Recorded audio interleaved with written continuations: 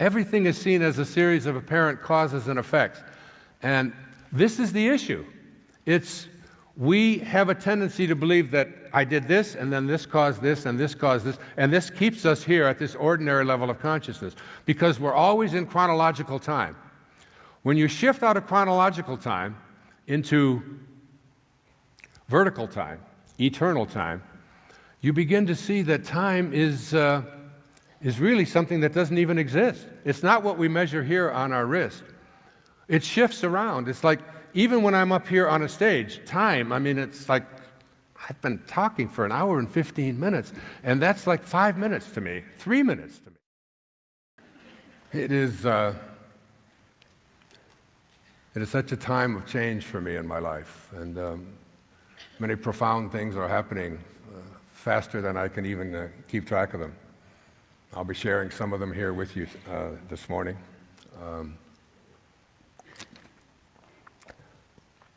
I have in front of me this beautiful rose, and the great poet from 800 years ago in the 13th century, his name was Jalaluddin Rumi, Mevlana, which means our master in Farsi. Jalaluddin Rumi, who's one of the great all-time poets and a divine spiritual master who walked among us 807 years ago. He was born. He once said that what was said to the rose that made it open was said to me here in my chest when I met you. And he was speaking about God.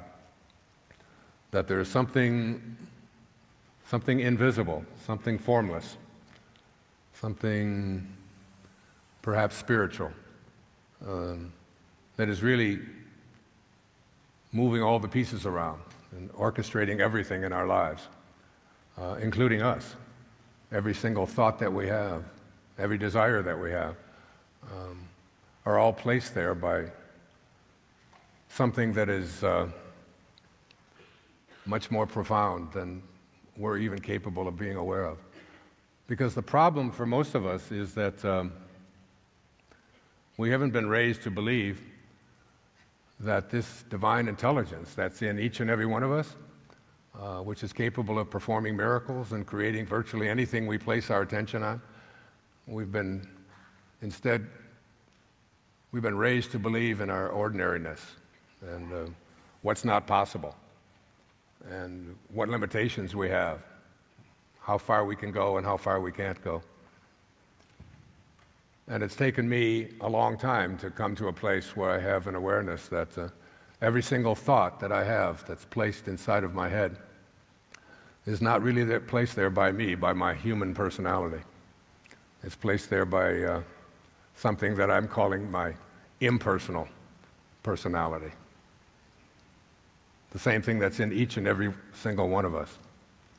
And it's an exciting thing to come to, an exciting awareness to have. I have just completed there's another wonderful quote about a rose. That's so nice. It says that, and the day came, it was Anais Nin, who's a wonderful writer. She said, and the day came when the risk of remaining tight in a bud was more painful than the risk it took to blossom. Like, you get to a point in your life where staying the same is more difficult than making the shift into this spiritual awareness about what you're capable of. And I have a quote here from a great French philosopher. His name was René Descartes. He said, in order to reach the truth, it is necessary at some point in one's life to rid oneself of all of the opinions one has received and to rebuild one's entire system of knowledge from the very foundations. And this could be the moment, this could be the morning that you may make that decision. But it will come.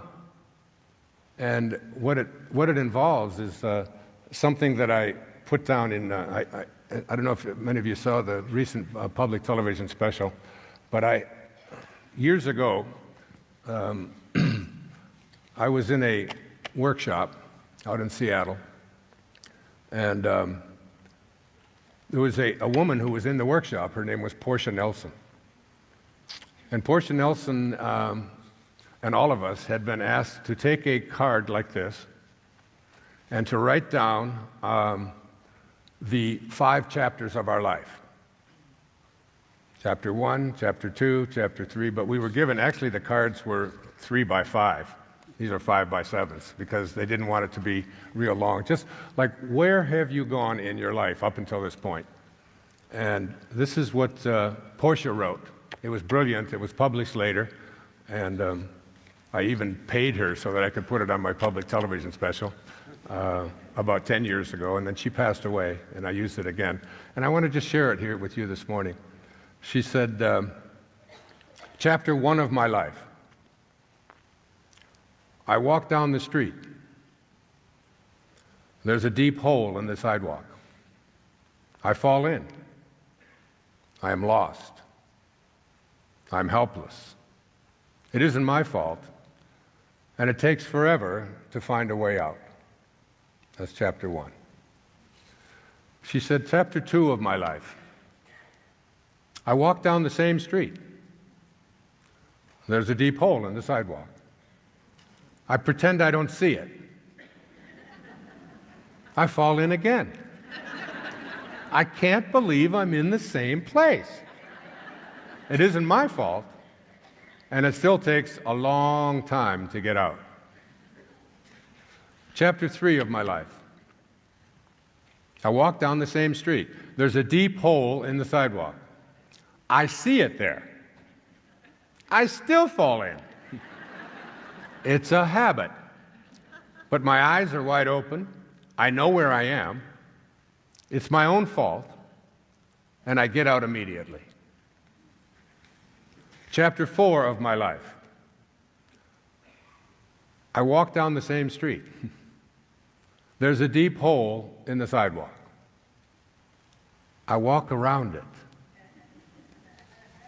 Chapter 5 of my life. Finally, I walk down another street. Isn't that great? Yeah. And that's really, I guess, what I want to share with you, because many of you know I've just published a new book. It's called I Can See Clearly Now. And it's really a look back at, it's not a memoir, it's not an autobiography, but it's a look back at all of these significant events and the people and the circumstances that have shown up in my life, that as I look back, I can see much more clearly what was taking place, what was happening. And it's really my effort to ask you to do the same thing about your own life. Because our life is really like a tapestry. And even the darkest threads in a tapestry add beauty to that tapestry.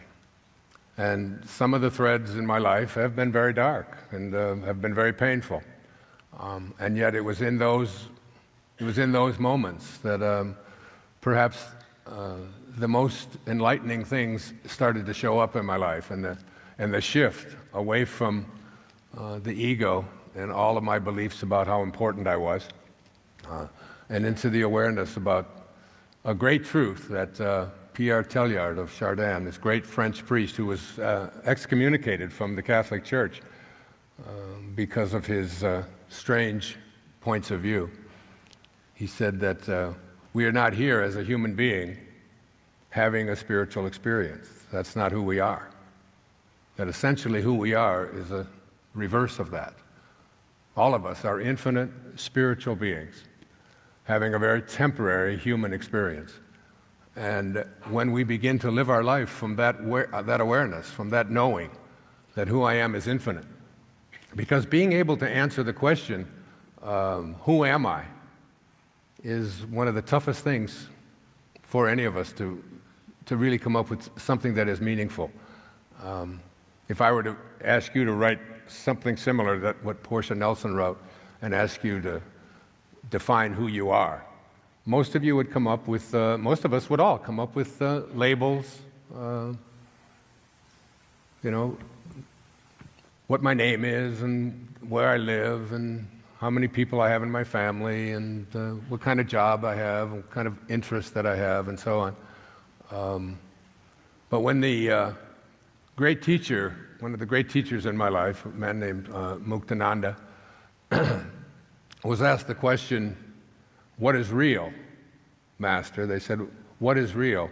His response, I've never forgotten it, and I've used it a lot in my life. He said, "That is real, which never changes."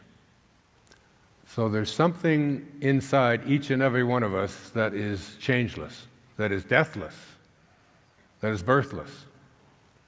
And if you think that it's your body, then your body's a whole lot different than mine. Because I have a picture of myself on my wall when I was 21 years old, when I was running, and that was over 50 years ago. And I look at that picture, and I can't find one single cell that was in that body from 50 years ago that's here today. This body is completely different. Every single cell of my being has changed. So that leaves out all of the other things that we define ourselves with, and we have to come to find the place within us that is deathless, that is birthless, that has no form, that has no beginning, that has no end. And it's something that's it's just the most important thing that you'll ever discover in your life, when that awareness becomes true within yourself. So as I was preparing to write this book, and it was June the 26th, it was 2012, it's almost 2 years ago exactly. My children, I have 8 children, 6 girls and 2 boys.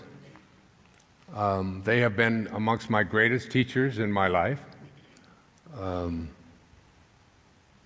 I can remember how they always kept me so humble and kept me close to the ground. I mean, anytime that I would raise my voice or say something that was inconsistent with what I was saying on television, or what I was writing in all of my books, and being a little impatient and perhaps losing my temper just a bit and saying something to the kids, I would have one of them just stand up, and they usually stood up like this with one hand on their hip, you know, their eyes rolled back, so 11, 12, 13 years old, and said, "I wonder what all those people would think of Mr. Positive if they could see him here this morning." That was one of the great ones I heard from my daughter Serena. Would you buy a book from someone who yells at his 10-year-old daughter? I don't understand that. Probably the greatest line I ever heard from any of my children. Now I would follow them around and say, "Come on, say something stupid. I really need some material." They were all sitting around the breakfast table one morning, all getting ready to go to school, and I was driving them to school. And I heard Serena sitting here, and her sister Summer. Serena was 11, I think, or 10, and her sister Summer, 2 years older, so she was like 13. And she looked over at Serena and said, "So, if you didn't have any feet, would you wear shoes?" And I was over there, I was preparing breakfast for them at the toaster, you know, putting down waffles in the toaster. And I said, "Where is this going?" And Serena responded, "That's the dumbest thing you've ever said. Don't even talk to me." This is 6:30 in the morning. She said, "That's just so dumb. Don't even talk to me. That's so ridiculous. What do you mean if I didn't have any feet, would I wear shoes? That's so stupid. Of course not." And Summer said, "Hey, don't get mad at me. I was just wondering why you're wearing that bra."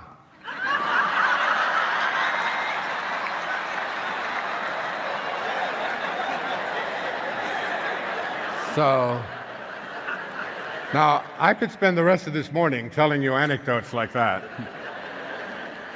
But that's kind of the way it was in our home. Great teachers, all of my children.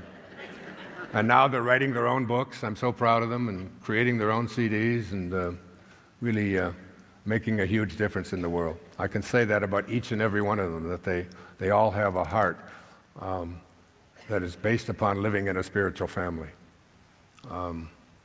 At any rate, it was June the 26th. It was 2 years ago. And I live on Maui. Thank you. And so everybody was coming for the summer, because they live in Florida and Minnesota and Ohio. They're spread around a bit. But they were all coming with their own families and so on. It was going to be a great time for everybody to be together. And I announced to all of them that I've written 42 books. I've been doing it since I was 15 years old. I wrote a novel when I was just in high school called The Anomalous Compatriot, which was horrible. Never published, but a part of what I can see clearly now is a reflection of that. If you want to be a writer, it's something that's in your soul. I call it writing from the soul. Listening to that thing inside of you. In fact, the very last paragraph of this book says, in order to access guidance, I encourage you to make a commitment to be absolutely faithful to that which exists nowhere else but within yourself. This is the great secret for seeing ever more clearly and living your life from a place of passion and purpose. That there is a place that exists only within you, and to be faithful to that.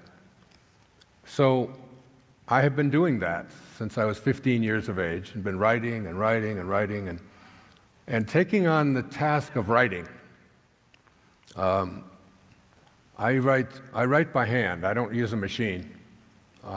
I put the pad of paper here, I put my left hand on the table, and with my purple pen, I write, and I allow for me it's like a circuit, and I allow it to flow through my heart and onto the page. And very often it takes 600, 700, 800 individual pages that you have to fill from in here or from out there, and you just have, you're really like a channel, very much like what's happening right now. Even these words that are coming out of my mouth, I don't own them. I don't even know where they're coming from. But I just listen, and I just allow it, and then I'm done with it. I give it to my editor, who incarnated here to be an editor. And I came here to be a writer and a speaker. And it's what my heart tells me to do. It's why I'm here this morning. So the idea of sitting down and writing another book it bears heavy on my soul. It's like, it's just exhausting. And it requires an enormous amount of discipline to sit there day in and day out. Because every book of every word that I've written in every book is something that has all come from me. I don't have anybody else to co-author with. I don't have anybody else that I assign to write it for me. It's all something that I take very personally and it's very important and significant to me. But it's also just so exhausting, and it just takes so much. And I was 72 years old then, and I just said, that's enough. And I told everybody, I'm not going to write any more books. I'm just done with that. And so I'm going to use my time to do some other things, which I'm really excited about. Some films,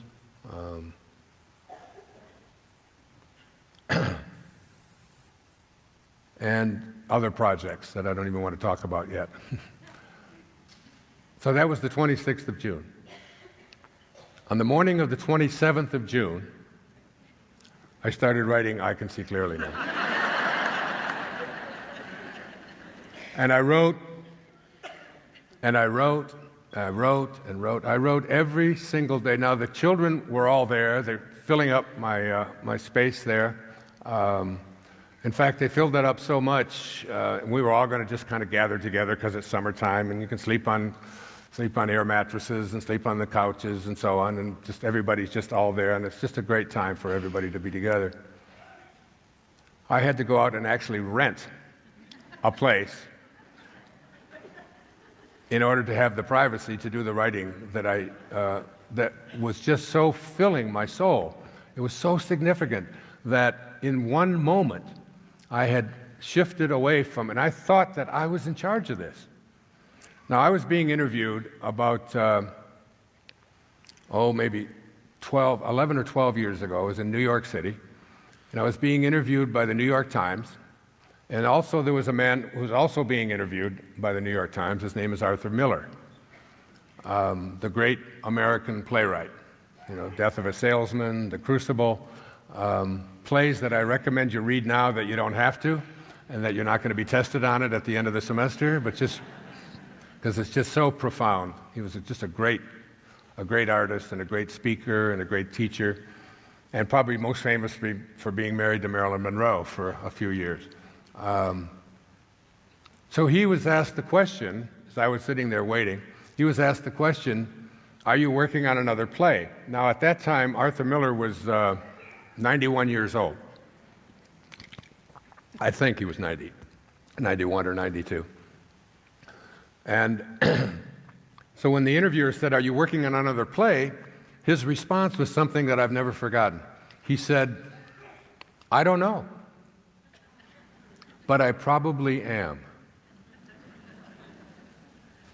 And that just resonated so deeply within me that there is something invisible that is directing this play that we call our life. And our human personality isn't the thing that's in charge of it at all. And when you begin to surrender to that, and when you begin to understand that, and when you begin to live from that place where you're surrendering to it and just allowing. Many years ago, my sister-in-law gave me a pillow that she crocheted, or I don't know if you crochet a pillow, but whatever it was, macrame or something. It's beautiful anyway. And it had the words written on the pillow said, I'm allowed. And I had that pillow just sitting there on the couch, and every time I would wonder whether or not I should do this, or I can do that, or is this the proper thing to do, it was always those two simple little words. I'm allowed. I'm allowed to do whatever it is that doesn't interfere with anybody else's right to be allowed to do what they feel they can do. That's something that's within me, that I have that, and that I don't need permission. So this whole idea of being allowed. So when Arthur Miller said was so profound that it's like now I don't ever make any pronouncements about what I'm going to do or what I'm not going to do. Even when it comes to speaking and doing those kinds of things, because it's like you have to find a way within yourself to follow your excitement, to follow your passion. That thing that's inside each and every one of us that says, you have to do this, you have to go in that direction. There's, that if you look at the word enthusiasm and break it down, the word itself in Greek means entheos, which is God. Yasm means within, the God within. That there is something, if I could take any person that's sitting here in this room and sit down with you for less than an hour, I could find something inside of you that is so passionate, that is calling you to do, but that probably you have allowed yourself to have yourself be directed by something that perhaps your family or your parents or your culture has decided this is what you should be doing, this is how you should be going, this is the direction your life should go. But there's like this word dharma, and it means you're like your divine purpose. that you didn't show up here by accident. Nothing in this universe comes here by accident. And there's something in here that calls you to that excitement.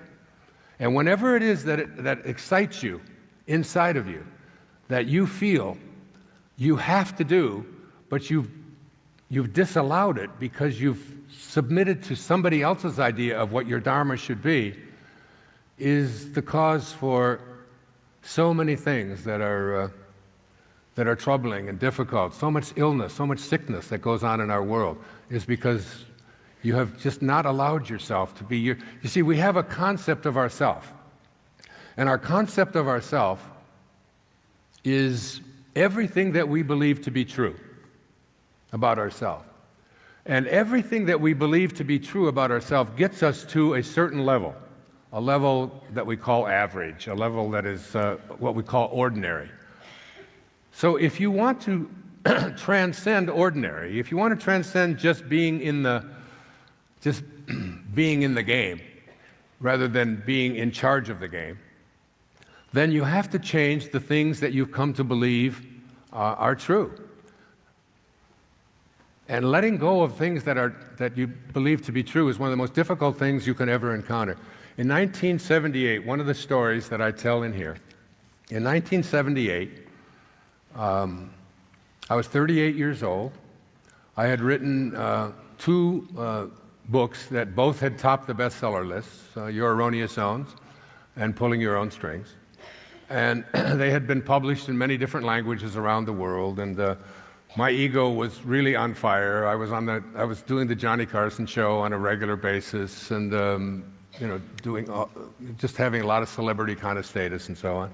And because of just a couple of simple self-help books that I had written, which had attracted a lot of attention around the world, I was invited to Vienna in Austria to do a week-long university through an organization called YPO, Young Presidents Organization.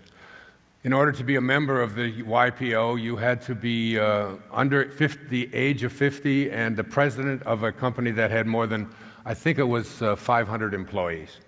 It might have been 50, I'm not sure. It was either 50 or 500. Anyway, you were president and you had to be under 50. And this was an organization that of some very powerful people. In fact, when I was there, the Vice President of the United States was actually speaking to that group with me as well. His name was Walter Mondale, in 1978. And I was only invited because I had written these two books. And they put me on a panel in 1978 with two other people to speak to all of these presidents. There were maybe 700 or 800 of these presidents there.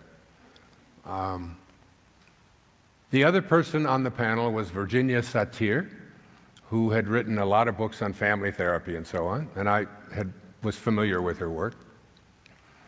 But I was also placed on the panel in one of the most humbling experiences of my life, with a man whose books that I had not only read, but I had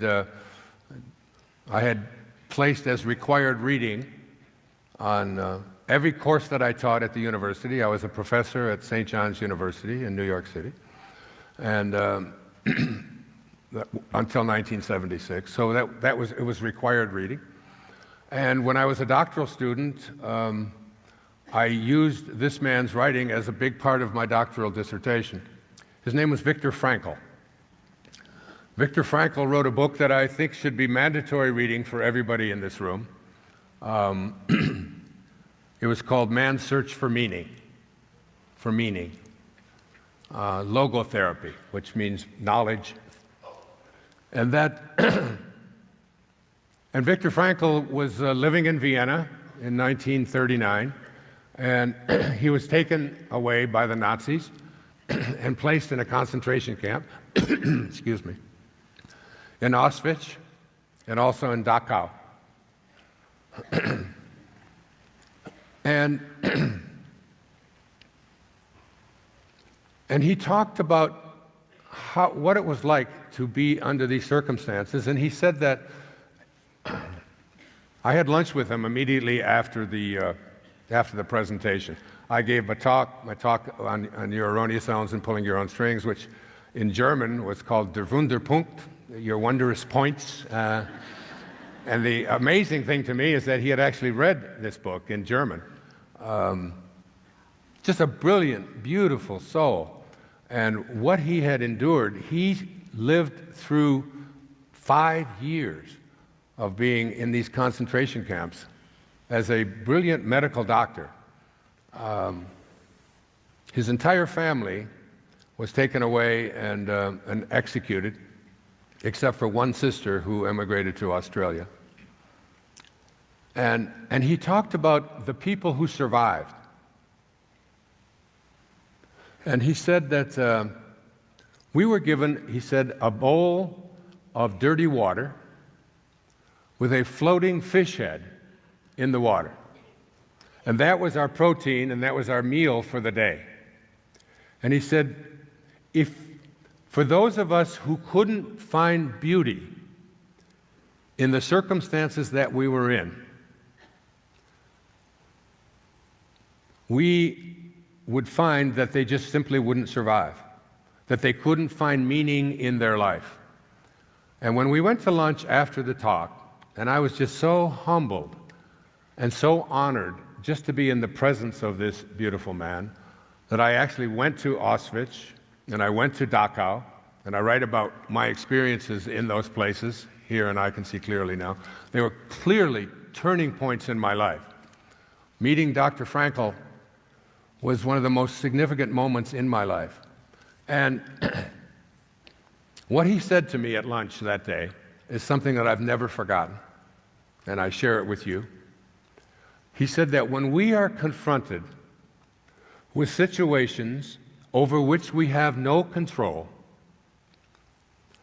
we are challenged to change ourselves. And if we are not able to change ourselves, that is what we have come to believe is true, then we will be stuck in ordinary, or we won't even survive when we're in circumstances that he was in. So it's what I throw out to you and what I say to each and every one of you as you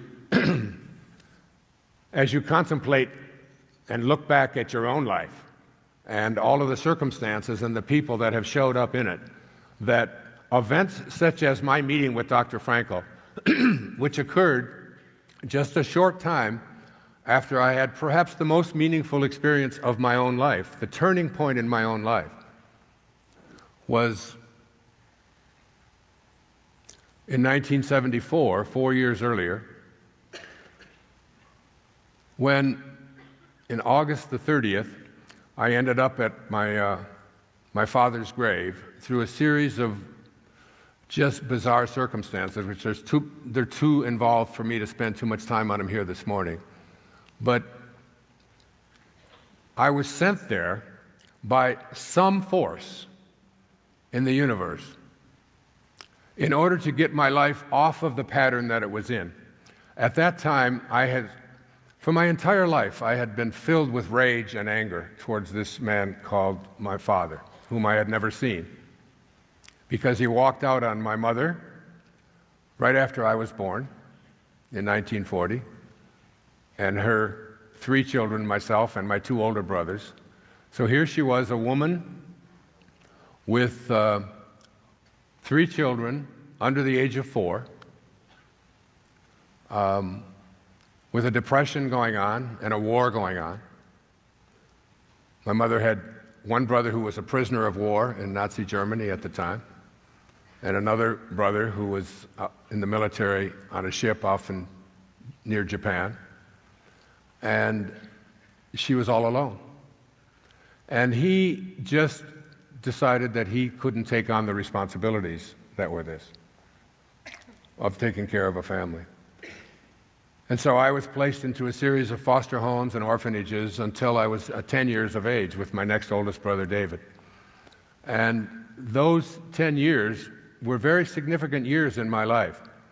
Many people ask me, were you filled with rage? Were you upset? Were you angry about that? And I said, the only thing I was ever angry about was my father. I just never understood how somebody could have 3 children and just walk away and never even make a phone call. never send a penny in help and so on. And I have a sense of that, everything that happens to us for a reason. I've often said, even to my kids, that, before I came into this world, I had a conversation with God. And God said, what would you like to do this time around in this incarnation? And I said, I get the choice? He said, yeah. I said, well, I'd like to spend this lifetime just teaching self-reliance. And God said, you want to spend an entire lifetime teaching self-reliance? I said, yeah, that's exactly what I'd like to do. And God said, well, then we better get your little ass into an orphanage.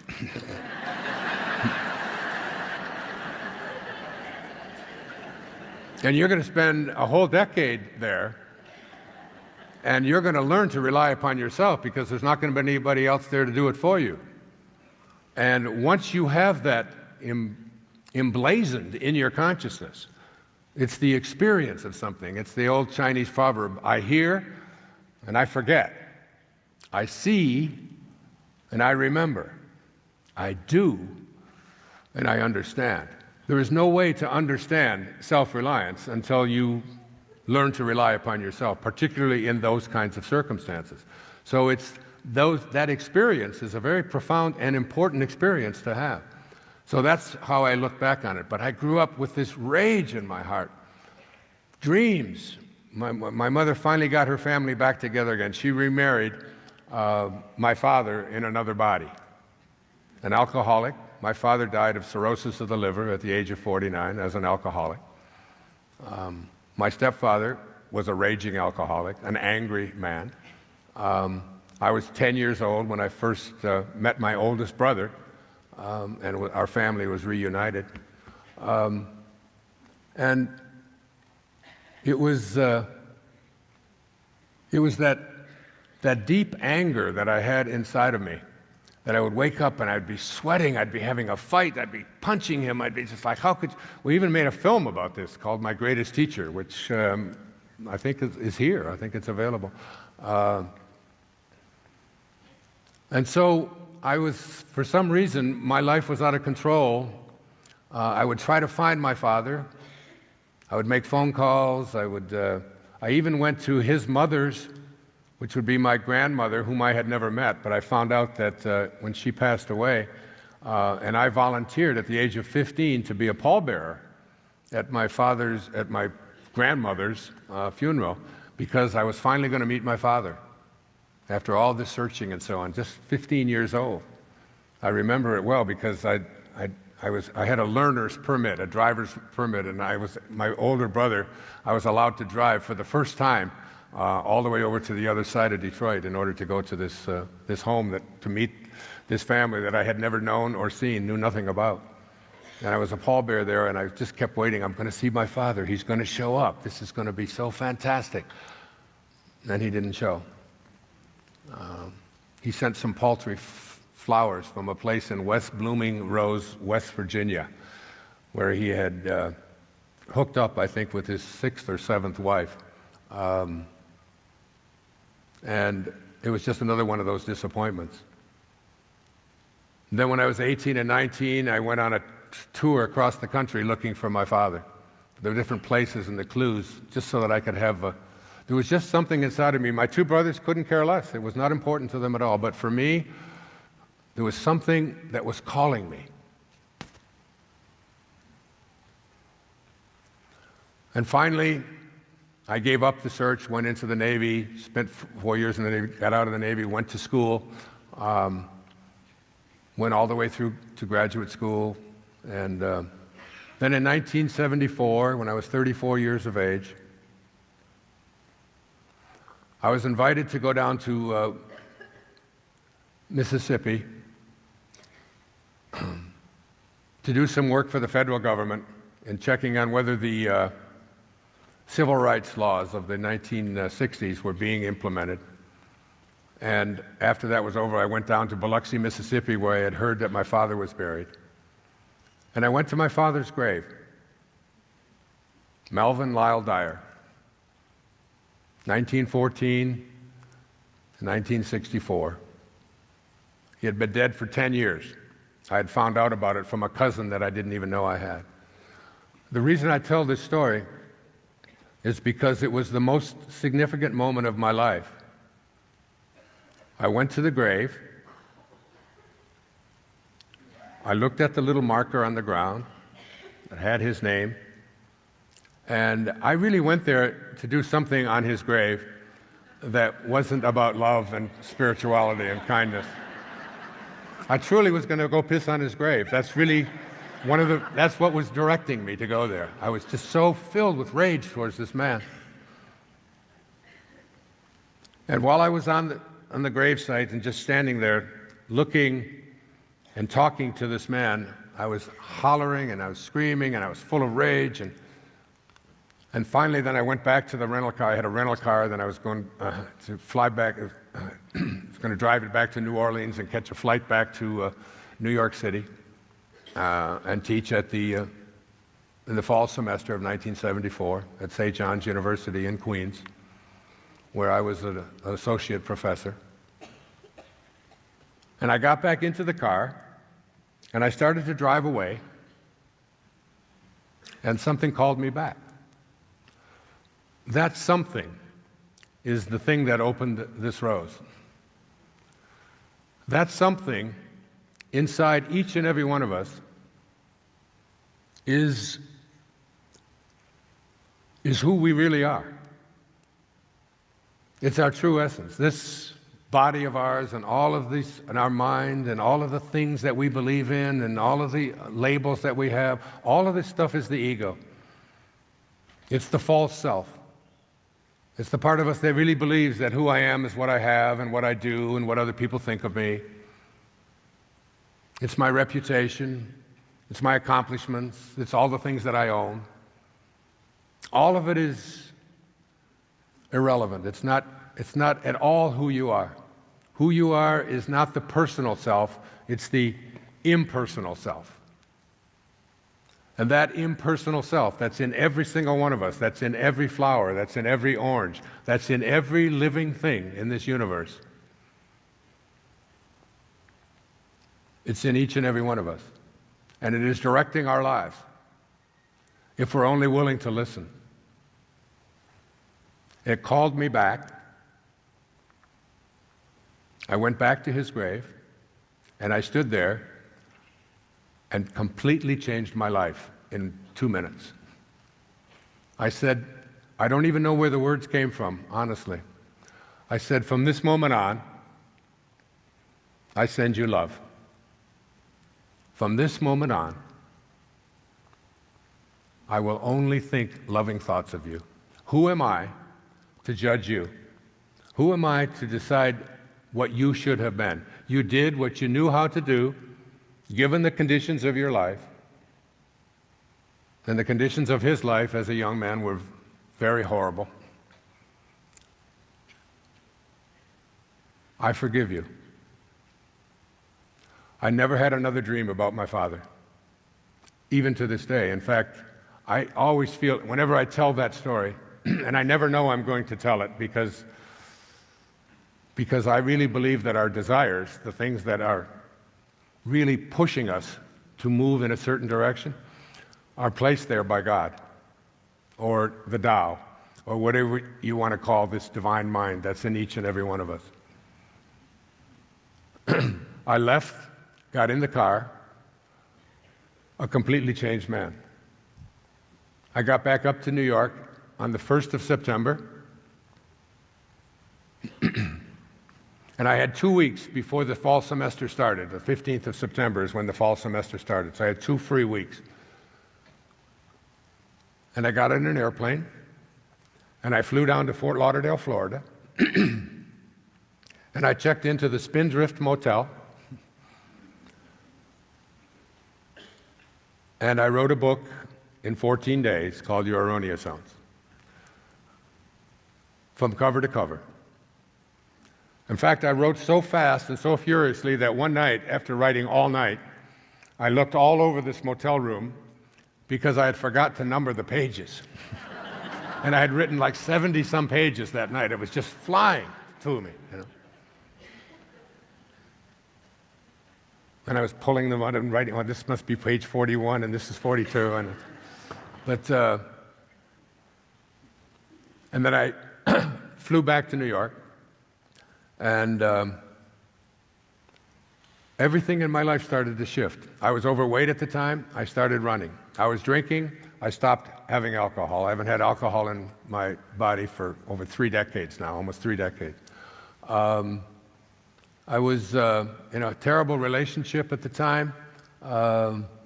That all shifted and changed. It just moved on. I started being conscious of being a more loving being. Your Erroneous Zones became one of the biggest selling books of all time. Today there's about 100 million copies of it in print in like 47 languages around the world. And it was the turning point in my life. And it all happened in one moment of forgiveness. So that when we carry around rage and anger and hatred and bitterness and fear and anxiety and stress inside of us through our thoughts, it's really impacting us in ways that we can't even begin to comprehend. When you let it go, and when you shift into a place of love, into a place of divine love, which is really what I want to speak about here today, this place called divine love. Rumi said that when you are born, a ladder is placed before you. And this ladder is placed there before you, he said, in order to help you to escape from this world. And there are various rungs on this ladder. And I have lived from a different place in my life once I've understood this. I was originally trained to be a Jungian analyst, like the study of Carl Jung. That's what I was doing my dissertation on. I changed it all when I met Dr. Abraham Maslow. But Jung had this comment. He said, from the beginning of my life, he said, I had a sense of destiny, as though my life was assigned to me by fate and had to be fulfilled. This gave me an inner security, and though I could never prove it to myself, it proved itself to me. I did not have this certainty, it had me. Does that make sense to you? I mean, let me say it to you again. From the beginning of my life, I had a sense of destiny, and this is true for every single one of us here. I have the mic, so this is what I really believe in, and I'm saying to you. I have lived from this perspective. It's what I can see clearly is all about. As though my life was assigned to me by fate and had to be fulfilled. I wonder how many of you feel that there is something, that you're here for something more than just what your ego's demands are. It's called the false self. You know, there's part of us that believes that I am what I accumulate and what I accomplish and what I own and what other people think of me, and I'm separate from everybody else. It's like the stuff that we've been trained on. It's what gets us to ordinary. We never get past extraordinary as long as we're hooked on this ego. This gave me an inner security, and though I could never prove it to myself, it proved itself to me. I didn't have this certainty, it had me. Now, I can't say that was true for me for my whole life, but I can say for sure it's true today as I look back and as I wrote the stories of my life. The first book that really impacted me in my life was read to me in the 4th grade. It was the first year I was living with my mother and my 2 brothers. And every day at the end of class, Mrs. Ingle would say to us, if you behave, if the class behaves, you will hear me read. I will read from this book. And the other kids didn't care so much about it. I was so profoundly influenced by this book that was being read by Mrs. Ingalls at the end of the day that I became the enforcer in the 4th grade class. And if anybody got out of line, it's amazing because as I started to write this, I could relive my entire 4th grade year. And I could see Fred Green sitting over here. And really, I could see Earlene sitting over here, and I could see Dick Powell sitting over here. When they would start talking, I would get up and say, shh, quiet. And for some reason, they listened to me. And I said, why? I said, because I want to hear what she's got to say in the book. And the book was called The Secret Garden. A book that they made a musical about, they've done a whole play about. But for me, it's like I would walk home from school, from Chester Arthur Elementary School, up Peerless Street to my home, and I would think about a secret garden. That a secret garden is something that we have inside of us. I've written 42 books. They're all about a secret garden, about a secret place inside each and every one of us that allows us to fulfill a destiny that is why we showed up into this world, why we went from the world of the formless into the world of form, why we got past that ego of ours. 2 years later, my stepfather, Bill, who was always drunk, and with 3 teenage boys now, it was a strange environment. I'll just put it that way.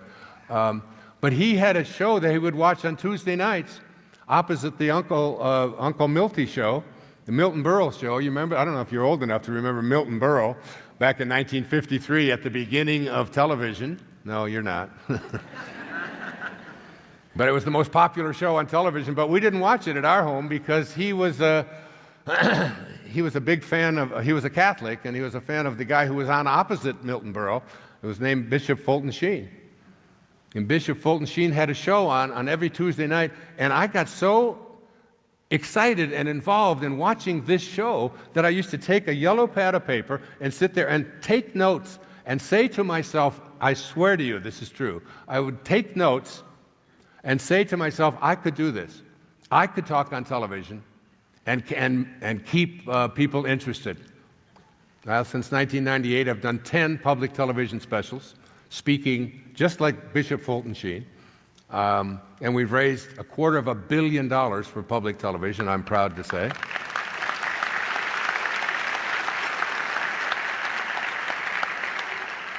And it's not an accident that the show was called Life is Worth Living. You can YouTube it now, and you'll see you can see different excerpts of it, because when I was writing this, I went back and started watching it again and thinking, I became like this 13-year-old boy sitting there taking notes. Why was I so excited about something called Life is Worth Living as a 13-year-old boy? Because it was part of a dharma, part of something that I came here to be. I can see it now as I look back on every one of the circumstances, and by the way, it's true for every single one of you. When Bishop Sheen won the Emmy, the first Emmy Award was granted to Bishop Sheen opposite the most popular show on television, and Milton Berle was asked how did he feel about his competition getting the Emmy Award. His response was so great. He said, he had better writers. Matthew, Mark, Luke, John. He said, I can't compete with them.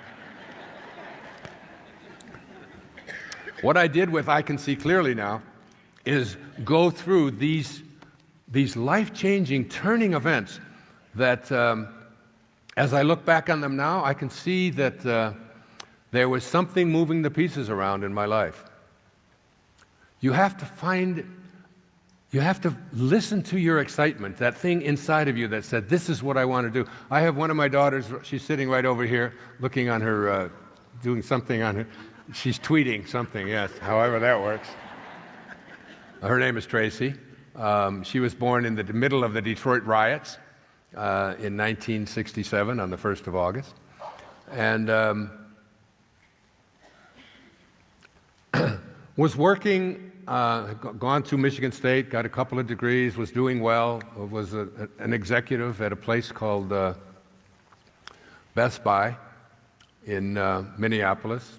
Had all the benefits that you could want and everything, but this, when we would talk every single day on the telephone over and over again about, she said, I'm making good money, I've got good benefits, and it reminded me of something that happened to me in 1976 when I was driving down the Long Island Expressway, and I was on my way into the university, and I had just written Your Erroneous Zones. I wanted to talk about it. I wanted to take it across the country, and I was driving in my Volkswagen down the Long Island Expressway, And something came over me. Something so overwhelming came over me that I actually had to pull over onto the shoulder of the Long Island Expressway and catch my breath, because I was just about to receive tenure. Now, I don't know if you know what tenure is when you're a professor in a university, but everybody fights for it and tries to get it, and most of them want it. And it was something that I was going for as well. I had written 3 textbooks. I was really on my way. I was just written this Erroneous Zones, which was just published, but nobody knew anything about it. And I was about to be granted tenure, which means that I would be working at this university, in this office, teaching these same courses for the next 40 years of my life. And so many people were so excited because it was a very hard thing to get, but I was guaranteed that I was going to get it. And there was something inside here that just kept saying, is this what you really want? You really want to spend the next 40 years of your life doing exactly the same thing?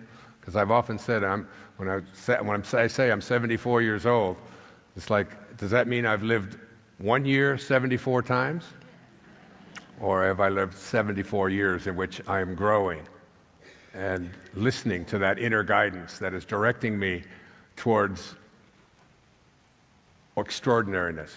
In order to go past ordinary, you have to give up the things that you've hung on to in your life that you believe to be true.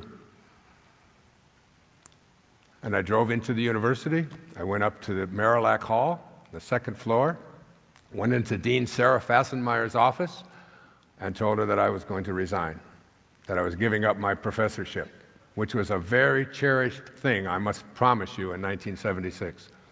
And I resigned. I went across the country with Tracy. She was 9 years old at the time, and visited every market on my own. And Tracy, I would tell Tracy that story. Now, Tracy was, this was, how long ago, honey? Was it 7 years ago? 10 years ago? 10 years ago. And I said to her, I said, what do you feel inside? She said, I feel like I'm a designer. She said, I want to create. I feel for the planet. I don't think that we're treating our planet well. She said, I'd like to design like handbags or something to do with this kind of work. She said, but I can't give up the benefits, and I can't. It's like fast backwards. It's 1976, the tenure, the whole thing. It's like, are you listening? Are you listening to what's calling you inside? I said, I would just let it go. And she did. She started her own company. She's here. A lot of her products are here. It's called Urban Junket. And she has decided that, we talked about this problem with plastic in our world. Out on the Pacific Ocean, there's 1,000 miles. It's longer than the state of Texas across, that is filled with nothing but plastic in the ocean. And there's another one in the Atlantic Ocean, 1,000 miles across, all going down, levels. And it's from all of these things here. I usually protest these. I don't use these at home because we just fill these things up with water and then we just discard them. And we put them into landfills, or they end up in the ocean. We're just not as conscious as we need to be. She said, I can take plastic water bottles and recycle them and make beautiful purses out of them, which she has done. Not only that, but purses that have battery bags inside of them, so you can, there's just so many things. It's like, I'm a big fan because she let go of it and really let go of. She did the exact same thing that I did when I gave up tenure. And her purses are here. In fact, Tracy gave me this. Somebody's just written a book called Unlocking the Closet Door. Where are you, Chelsea? That's you? And that's so nice. She says, Dear Wayne, A year ago, you planted the seed of inspiration in my heart from which this book was born. Now it is my gift to you. And she handed me this beautiful gift, this book that she published herself. Thank you so much. And what I'd like to do is give you a gift of one of my daughter's beautiful bags that are made of recycled plastic water bottles on the inside. And that's for you. Enjoy it. Thank you, Tracy. Stand up. Let people see you. That's my girl. You'll see her bags here over the weekend. Now, as I wrote I Can See Clearly Now, I was reading a book called To Know We Are Loved, which, by the way, is one of the most powerful things that you can ever know. It's just to know you are loved. It's really, truly amazing. Rashad Field, he said, if we stop for a moment, it is possible to perceive a pattern in our lives. The motivators that have influenced us become much more obvious. We are able to see life unfolding from both ends at once, coming into the present moment. But until we have got to a certain point of realization, this is not possible because everything is still seen as a series of apparent causes and effects. Now, when I read that, it was before I even started I Can See Clearly Now. That's part of a trilogy that Rashad Field wrote about. He's a Sufi. Let me read it again. If we stop for a moment, it's possible to perceive a pattern in our lives, which I have done, and I've seen the pattern from the time that I was listening to The Secret Garden, to listening to Bishop Fulton Sheen, to the years that I was in the Navy, to coming out of the Navy, going to work and putting myself through college on the GI Bill, going all the way through to a PhD, and all the books that I've written and so on. I look back, it's like in the first 5 books that I wrote, Your Erroneous Zones, and Pulling Your Own Strings, and The Sky's the Limit, and Gifts from Micahs, and What Do You Really Want for Your Children, there were, as I went through the indexes of these books as I was writing this, there was one reference to the word God, Spirit, higher consciousness, one time in 5 books. Then the next book that I wrote, you'll see it when you believe it, there were 39 references to God, Spirit, and higher consciousness. And then the next book I wrote had it in the title. There's a spiritual solution to every problem. Your sacred self, real magic.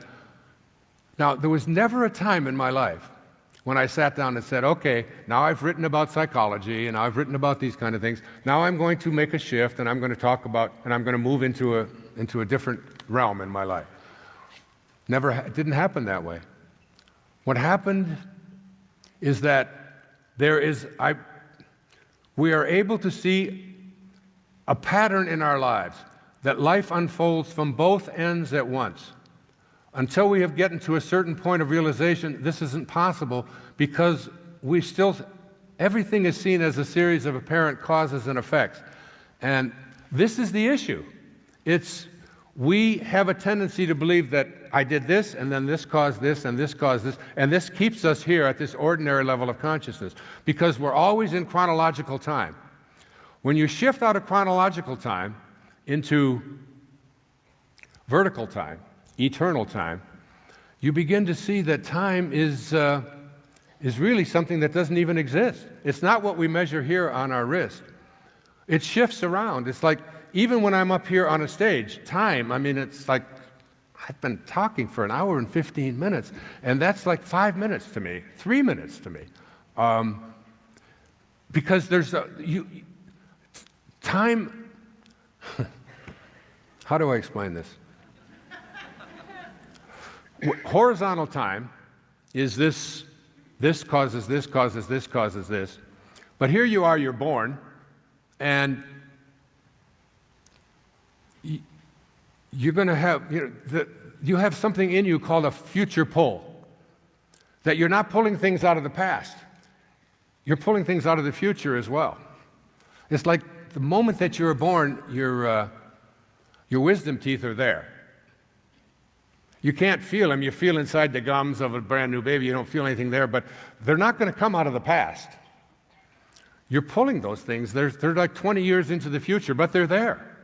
And this is true of everything. There's like this future pull, and you're pulling things out of the future, you're pulling things out of the past, and then you begin to realize that there's something called eternal time where everything is happening at once.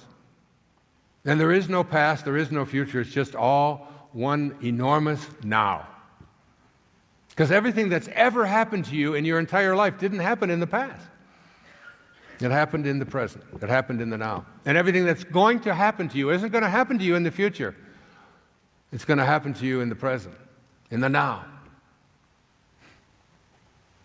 And getting to that awareness that there is no past and that there is no future, and that everything is just, as you become aware of this, it's like you can step back and you can get to a place that is called surrender. And you have a recognition that there's something personal in your life, your human personality, and there's something impersonal in your life that has nothing to do with your personality at all. I have come in contact with a book called The Impersonal Life. And it's one of those things that just comes into your life and it just changes your life around. It happened to me with the I Am discourses, which I spoke about, and why I wear the words I am on me, because it's the name of God. When Moses was talking to God on the Sinai, 1,300 years BC, 800 years before Lao Tzu, 1,300 years before the birth of Christ. And Moses is being directed by this burning bush that is not being consumed, and it speaks to him and says, "You are to go free your people." And Moses says,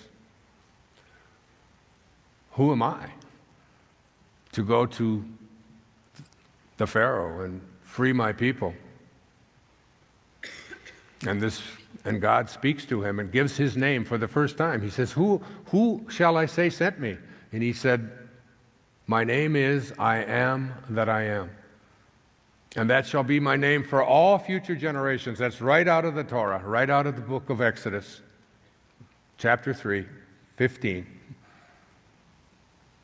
Every time you use the words I am, you're using the name of God. And you have to be so careful not to desecrate the name of God, not to blaspheme. Whenever you say I am weak,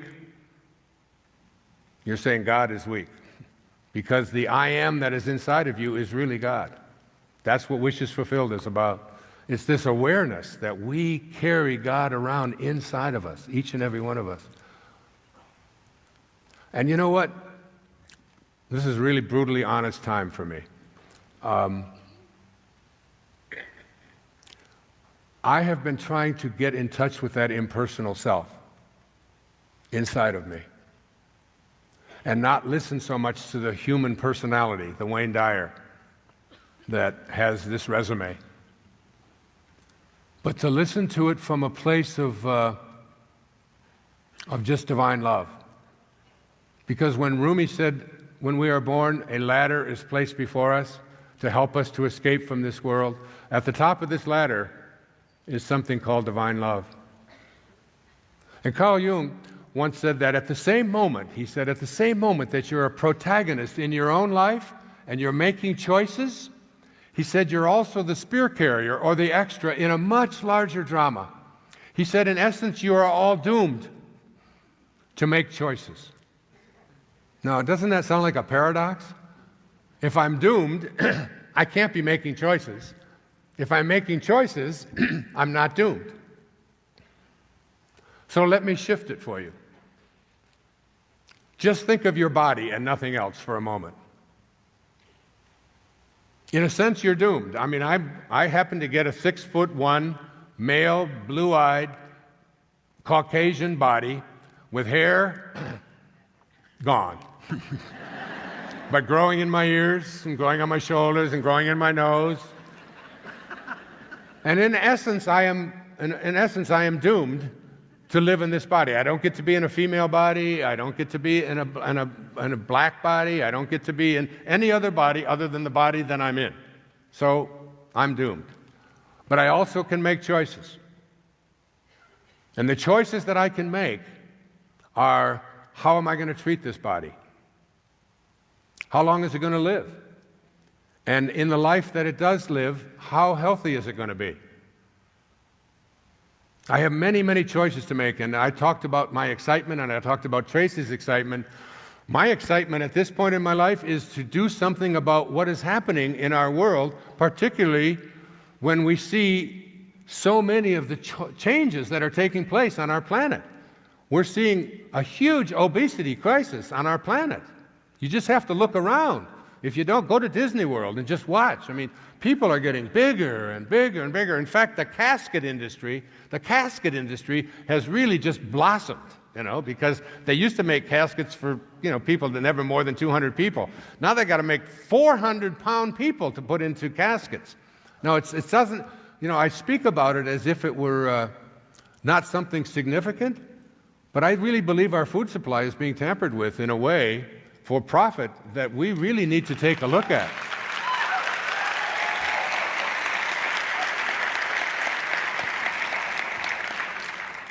When we start genetically modifying our foods, in fact, my daughter emailed this to me the other day. Monsanto has just released its first direct-to-consumer product. So no longer is Monsanto just a chemical company, now they're a food company. A genetically modified sweet corn containing Bt toxin designed to protect the plant by rupturing the stomachs of any insects that feeds on it.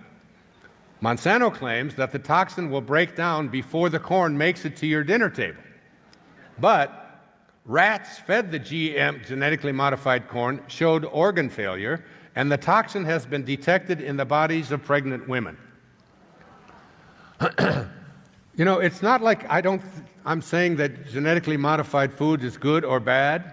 I have my own opinion about it. But I think I have the right to know whether that's something that I'm consuming or not. I mean, it's just such a simple thing. And yet the food industry is pouring millions of dollars into campaigns to convince people that this is something that isn't going to be a problem, and so on. I was up in Halifax last June. It'd be a year ago this month. Somebody's from Halifax?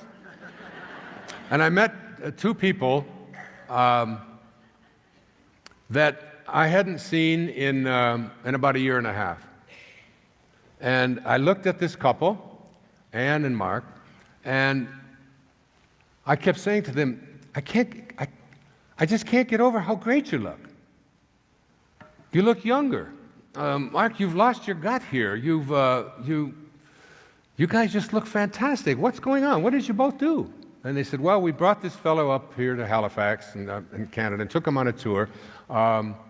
And his name is Bill Davis. He's a medical doctor. He's a cardiologist in Milwaukee. And he's written a book called Wheat Belly.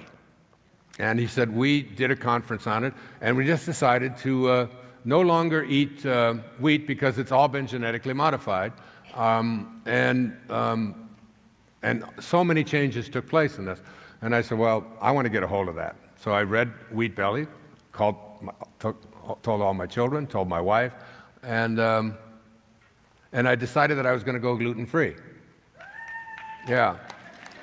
Now, some people think, well, this is just a new fad and so on, but I don't think it's a fad at all any longer. When I read Wheat Belly, I was so taken by it that it hit me in this place in here. And what the thing I learned from the impersonal life is that every desire that we have, see, we get many ideas. They coming at us all the time, all these thoughts coming into our mind. Thought. And then a thought sometime will come into us that is attached with a desire. And when that desire is strong and you can't ignore it and it's something that you have to do, that isn't your personal life. That isn't your human life that's doing this. That is the same intelligence that opens the roads. That is the same intelligence that keeps the planet in alignment. That is the same intelligence that grows your fingernails every single night. You go to bed and you say, all right, I'm not going to grow these fingernails. I'm tired of having to cut them all the time. I'm going to stop this. And you have absolutely no decision. Your human self can't do anything about it. There is an intelligence that grows your fingernails. For some of you, it grows your hair. For Danny and I, it doesn't, but that's all right. It's like understanding this intelligence that's in every single one of us and every desire that we have, so that when I have a desire, like my desire to sit down and write, I can see clearly now, isn't something that my human self decided on. I woke up on the 27th of June, and it was just overwhelming. And when you surrender to it, and when you start to listen to it, and you allow it to be the focus of your life, it's just amazing the things that begin to happen for you. And what I did with the gluten-free thing is I looked at that and I decided we share the same the same genes. 7 of our human genes are identical with wheat. 7 of them. 11 of them are with bananas. You know, like there's 11 genes in a banana that are the same in a human being, but there's 7 that are in wheat. And wheat, when we were growing up, it was amber waves of grain, remember? And, you know, it's like, now wheat isn't produced like that. It's dwarf wheat. It's grazed on something called calories per acre, how much profit is in it, and it's been genetically modified so that the next generation of seeds for the wheat isn't something that's going to create the next generation like God intended everything to be. Every single organism on the planet, the seed from this generation produces the next generation, and the next, and the next. It's been going on as for eternity until Monsanto has come along and companies like this, and now they have patents on these seeds, all of which have been approved. In Washington, in 1970, there were 175 lobbyists, 175 paid lobbyists to influence legislation. Today, there are 13,750 paid lobbyists who are there. There's one lobbyist for every single congressman from the food industry, from the drug industry, and so on. And things like patenting a seed, that you get to own the seed, and the next generation has been stopped from reproducing it. So if you plant it in the ground, it won't grow. You have to go to Monsanto to do it. Anyway, this could become a rant, all right? But I'm very, very passionate about this, and it's a desire that's just been placed in me. Thank you. So since going gluten-free, I have taken off all of whatever is around the wheat belly, because if you take 2 slices of whole wheat bread, just 2 slices, it's the same identical thing in your body as taking 6 tablespoons of pure cane sugar and eating it. 2 slices of whole wheat bread, 6 tablespoons of sugar. Check it out. So we've been sold a bill of goods on healthy grains and all of this kind of stuff that we're pouring into our bodies. And you know, my own mom, who passed away, it'll be 2 years now, July the 22nd. And in her last couple of years, she was 96 years old.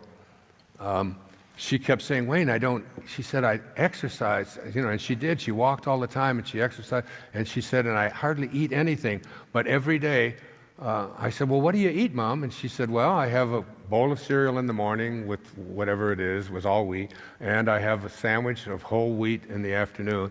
And she said, and it just keeps expanding and expanding. How many people have said this to me? I exercise, I eat, I don't overeat, I'm very careful, but I'm always bloated, and I can't lose the weight, We got a whole culture of people. We got 1 out of 3 people who are obese in our country. 1 out of 3, that's a major shift. We have 1 out of 3 people by the year 2040, the year I turn 100, who are going to have diabetes in our country. It's an epidemic. In 1972, 1 out of every 15,000 births had signs of autism. Today, it's 1 out of every 68 births. In 1 generation, what is going on if we don't have to me, it's like, duh, which is what my kids all say, duh. Have you looked at the food supply? Have you looked at what we're eating? So next, when I leave here today, I go back to Maui, and then I'm going to Baltimore. And the week I'm in Baltimore on the 18th of June, I called Bill Davis, who is responsible for me going on a gluten-free, not only gluten-free, but become very, very conscious of eating organically and eating really healthy things. It's changed everything in my life. We're doing a public television special together. I called him up and told him how, yeah.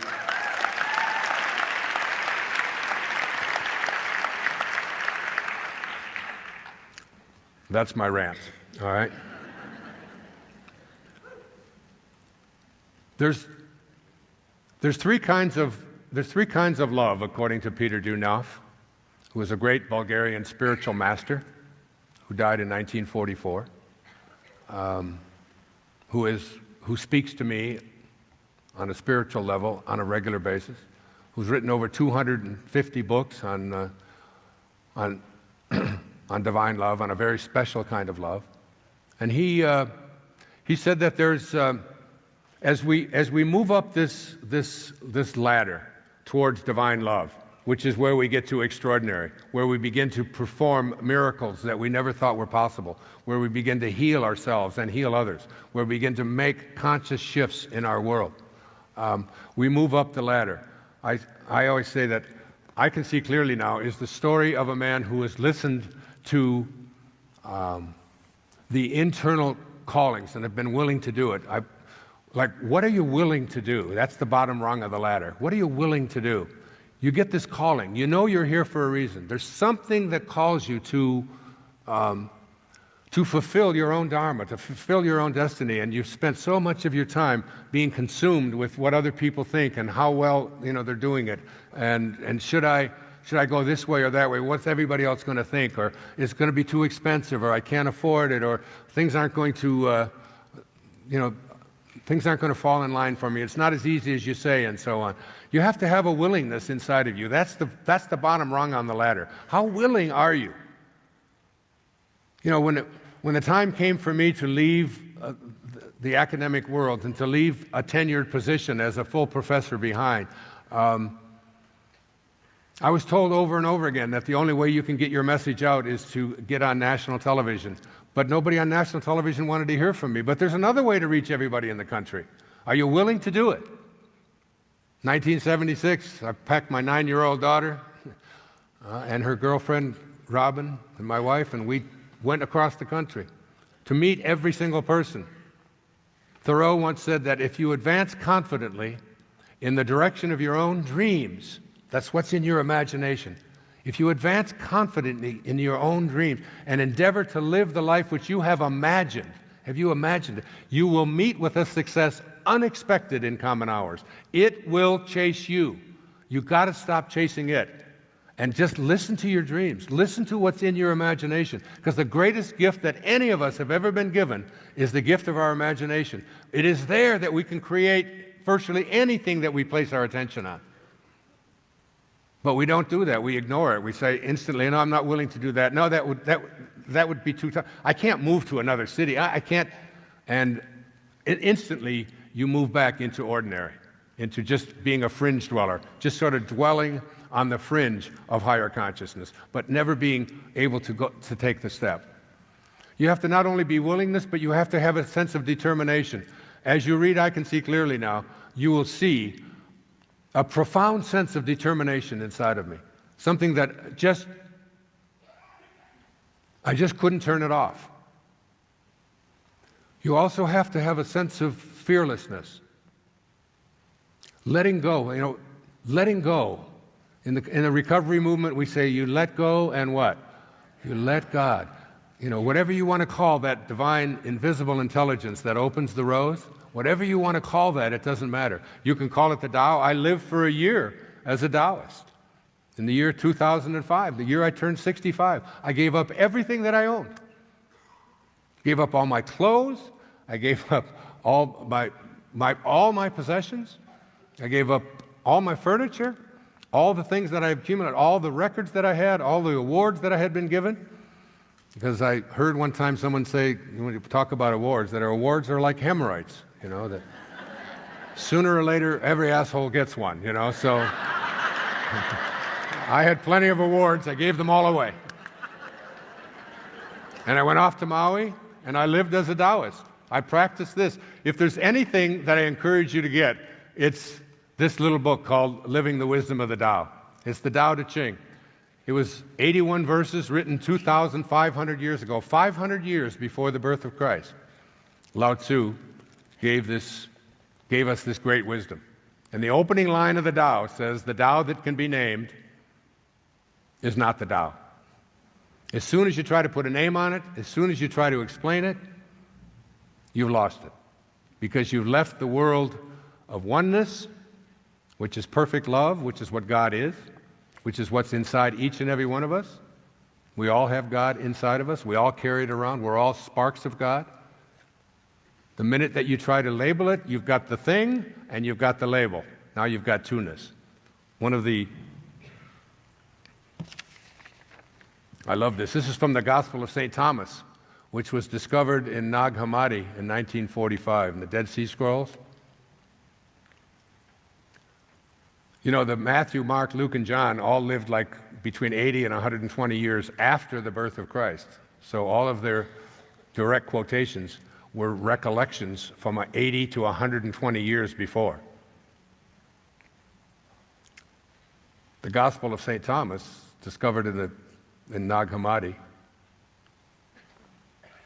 was carbon dated back to the exact time that Jesus was walking on this planet.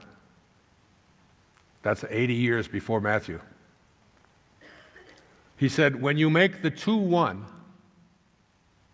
and when you make the inner as the outer, and the outer as the inner, and the above as the below, and when you make the male and the female into a single one, so that the male will not be male and the female not be female, then you shall enter the kingdom.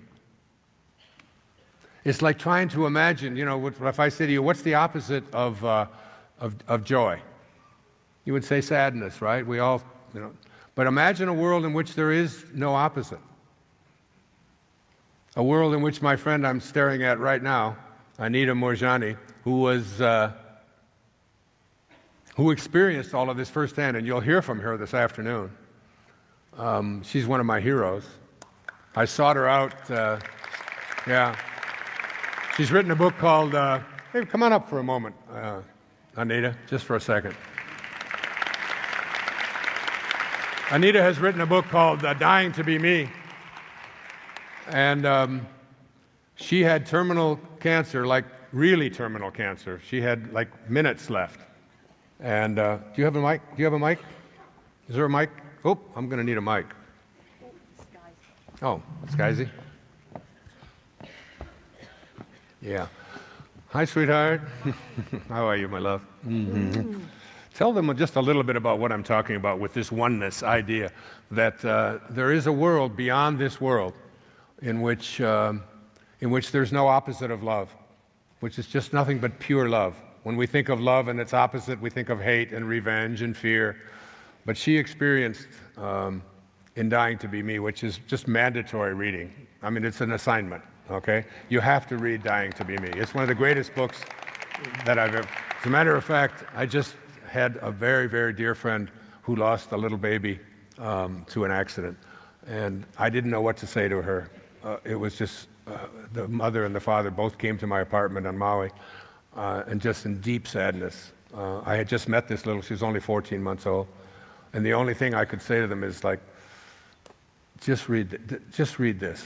Read this. This will give you some peace. And I just talked to them last night, and they said it brought them so much peace, just an awareness that there's something so grand and beautiful on this other side. What about oneness, Anita? What I experienced on the other side, actually what happened is on February the 2nd. Can you hear? Can you all hear? Is the mic okay. on? On February the 2nd, 2006, that was supposed to be my last day here in the physical body because I was dying of end-stage cancer. My organs had shut down and I was in a coma. And the doctors told my family that I wasn't going to come out of the coma. But what I experienced while I was in the coma was I was feeling amazing, and I was free from my body. I was no longer in my body. I could see my body on the bed, and I'll describe more when I speak about it this afternoon. What's your body weight?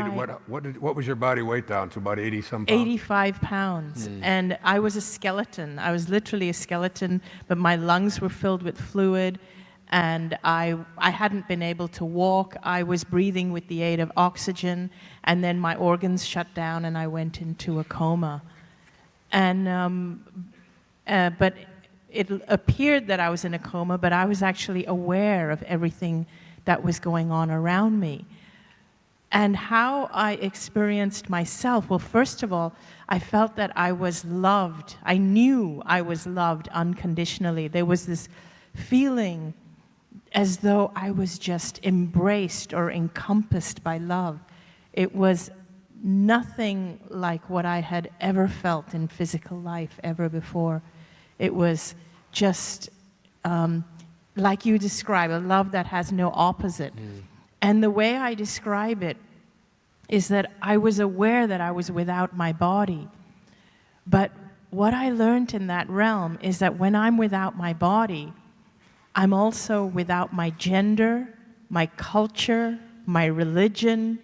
I'm without my race, my color, and I'm also without all the beliefs and the cultural filters that I've accumulated and the layers of beliefs and filters that I've accumulated over a lifetime. All of it falls away with the body. And the only thing that's left is just pure essence. And that pure essence is pure God, or it's pure love. We can give it any name we want, but it's just pure essence, pure love, and it's who we are. Each and every single one of us, it's who we are at our core if we didn't have all these layers and layers. So beautiful. Thank you, Anita. She's going to be speaking this afternoon at what time? At 4:40 this afternoon. Thank you, my love. Thanks for coming. God bless you. I love you so much. Thank you. Yeah, in fact, I'm going to be talking in a moment about desire, but I want to tell everyone, when you get your new purse, stick this in it, all right? How's that, Tracy? Some call it the wisest book ever written. 81 verses. I wrote 81 essays on it and lived it for an entire year. But it's something that I refer to every day. I have it in my glove box, and I open it up, and I just always get a lesson from it. Living the wisdom of the Tao, very profound teaching. And thank you, Anita. And she, you probably saw her on my public television special. A desire was placed inside of me. And this is what I want to talk about in a few moments. It's this whole idea, the difference between an idea or a thought that you have. Even your thoughts are not things that your human personality are capable of doing. You can't create a thought. We think that we create all of our thoughts, but try to get one. Try to find out what it is. Try to go inside. We can find the command center inside of the brain where thoughts originate. We can find all of that, but we can never, ever, no matter how scientifically pure our technology is, we can never find the commander in the command center that says, I think I'd like to wiggle my finger. I think I'd like to move my hand. I think I'd like to do this. Think about this. Think on this strongly, because this is where I am at in my life right now. Every desire that you have is placed there by your impersonal self, the same one that opens the roses, the same thing that grows your fingernails. And when those desires are so strong that you can't resist them, that you can't stop thinking about them, that they're just hanging on, they're there with you, whatever they are, that's the impersonal part of you speaking. When I first became acquainted with Anita's work through something that was posted on the internet that someone sent me, I couldn't stop thinking about it. I called my publisher. I said, we have to find this person, because her name wasn't even on it. It just said Anita M. So I didn't even know her last name. But I sought her out, and she will tell you that there were so many synchronistic kinds of things that were taking place to bring us together. I called the publisher and said, I want to publish her book. And I want to write the foreword to it, and I want to introduce her to America. I want to put her on my public television special. This is before she even had any idea that I was so aware and so conscious of these things that showed up in my life. It's like everything, and I can see clearly now. As you look back on it, you see so clearly, oh my God, this is what was pushing me at this time. But you know what? The now is the same as all of those other times. There's something talking to every single one of you, whatever those desires are. And it manifested in now, and everything that I had told you, Anita, about what would happen. Your book would be on the New York Times bestseller list. You'd be lecturing all over the world. It would be published in many different languages. You'll become a worldwide, because there was a desire placed inside of you, and there was a desire placed inside of me that has nothing I could do anything about. I couldn't stop it. And that desire is so powerful, and I want to speak more on it in a few moments. But before that, I want to bring us to the top of the ladder. Willingness, determination. These are the core things that have occupied my entire life. I had a quote. I saw it this morning for the first time. I was up early this morning meditating about what I wanted to speak about today, and I was reading Thoreau because I've been asked to do a film about Thoreau, to be in a movie called Walden Pond, about my hero from Concord, Massachusetts. On the 4th of July in 1845, he opened a cabin on Walden Pond and lived there for 2 years. I tell a story in there about how Thoreau, when I was 15 years old and being kicked out of high school because I was practicing civil disobedience, and then I read an essay by Henry David Thoreau called On the Necessity of Civil Disobedience. And I thought, as I presented that to the principal, that I would be, because they had actually left that book on there for me to read while I was waiting. I took it in and showed them. I said, this is what I was doing. They said, it doesn't work, and they still expelled me. He said, I want to live deep, and I want to suck out all the marrow of life, and not when I come to die and discover that I have not lived. I love that. I want to live deep and suck out all of the marrow of life, not when I come to die and discover that I have not lived. I read a book by a woman in Australia named Bronnie Ware called The 5 Regrets of the Dying. She was a hospice nurse, and she would interview and talk to people for 8 years. She kept notes on what are your top regrets? What do you regret? Talking to people that died. And the number one regret of dying people is I wish that I would have had the courage to live the life that I knew I should rather than following somebody else's ideas. The number one regret. And we're all facing that awareness, that reality, that we're going to leave these bodies.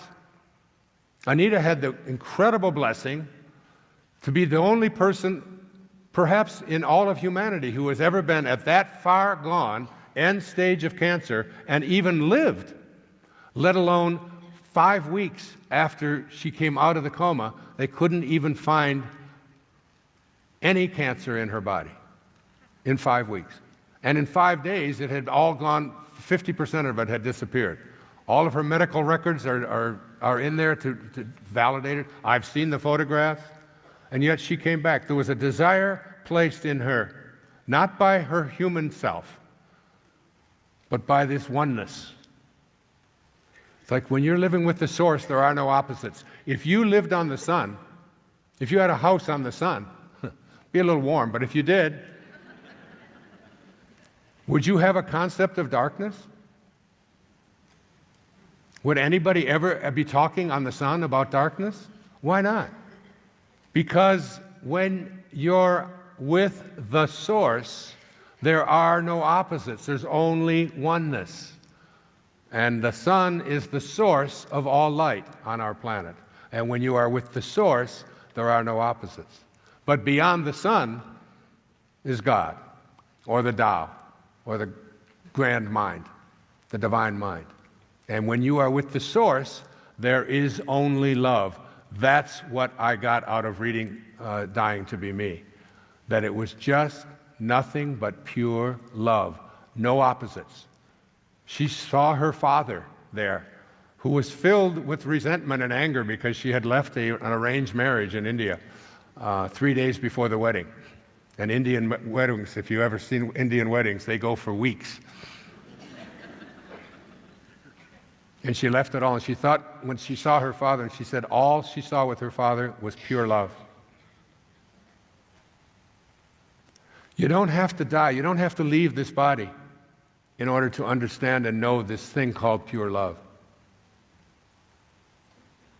At the top of this ladder is this divine love. And Dunov said there are three kinds of love. There's human love. Human love is a love that changes and varies.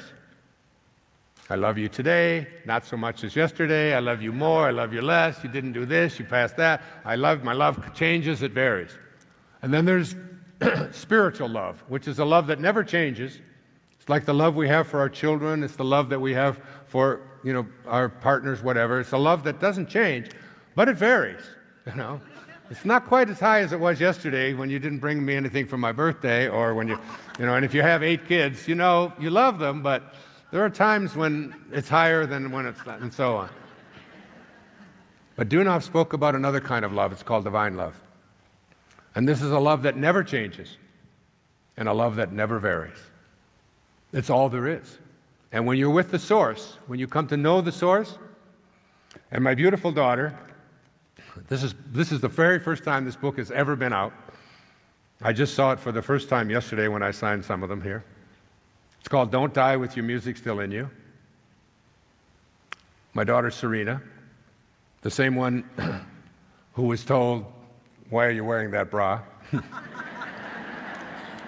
And it's called My Experience Growing Up with Spiritual Parents. It's like she took those 10 secrets for success and inner peace that I wrote about, because those were the 10 ideas, most important ideas that I wanted my children as my legacy to know and live from. I think she really wanted to subtitle this My Experience Growing Up with Weird Parents, because, she said that in our home there was a 5-letter word that begins with B that no one was ever allowed to say. And it doesn't rhyme with which. It's called blame. We are never allowed to blame anyone for anything going on in ourselves. That was a word that just wasn't allowed in our house. And she wrote about all of the experiences that she had, but one of the things that she wrote me a letter, and she put it in the introduction from Serena. And I want to share this letter with you. It says, "Today I sat behind you in Ephesus, Turkey. I went to Turkey with her and another group of 300 people on a tour of the Mediterranean, a spiritual tour of the Mediterranean, and we went to the place where the mother of Jesus lived for the last 30 years of her life, last 34 years of her life. And I was giving a talk there on the 805th anniversary of Rumi's birth, September the 30th, 2012. She said, "Today I sat behind you in Ephesus, Turkey, while you gave a lecture to a few hundred people who had traveled from all over the world to hear you speak.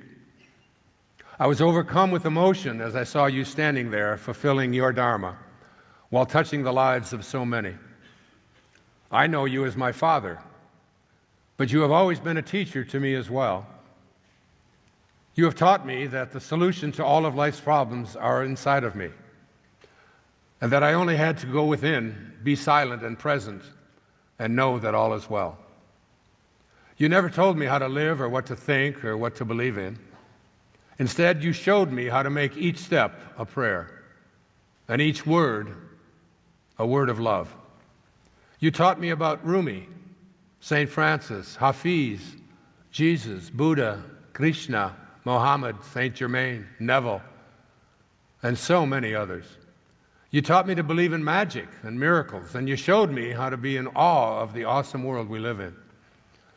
Since the time I was brought into this world, I knew that I was safe to be exactly as I was, and that whoever I was, that I was a perfect creation of God. You told me that I was God, and that it was God that looked out from behind my eyes. I learned from you that I was the master of my own fate, the creator of my destiny. Of all the lessons I have learned, the thing that hit me the hardest was when you said that I am God. Could I really be a spark of God, a perfect creation put here on earth with a purpose? You say this all the time, but I've always struggled with it, especially since school and society were telling me otherwise. I doubted myself, I felt inferior, and I worried that I needed to apologize to something for even contemplating this idea. I have felt unworthy, undeserving, and unsure. Although you gave me great tools, I still had to figure out how to use them on my own. Now I understand that God is love, that God is beauty, and that God is truth. You told me I came from an infinite space of perfection, and that I will return to it one day. Slowly, I'm beginning to understand. People love you so much, and yet to me, you've always been Dad. You drove me to school each morning, you taught me how to swim and to ride a bike, you read me stories, and you came to all my plays. As I have grown, you have encouraged me to trust my inner callings and to go after whatever it is that excites me. You believe in me, Dad, and I love you so much for that. What do you say to someone who gave you life and then showed you how to live it? You say, thank you. Thank you. Thank you. I love you. Serena.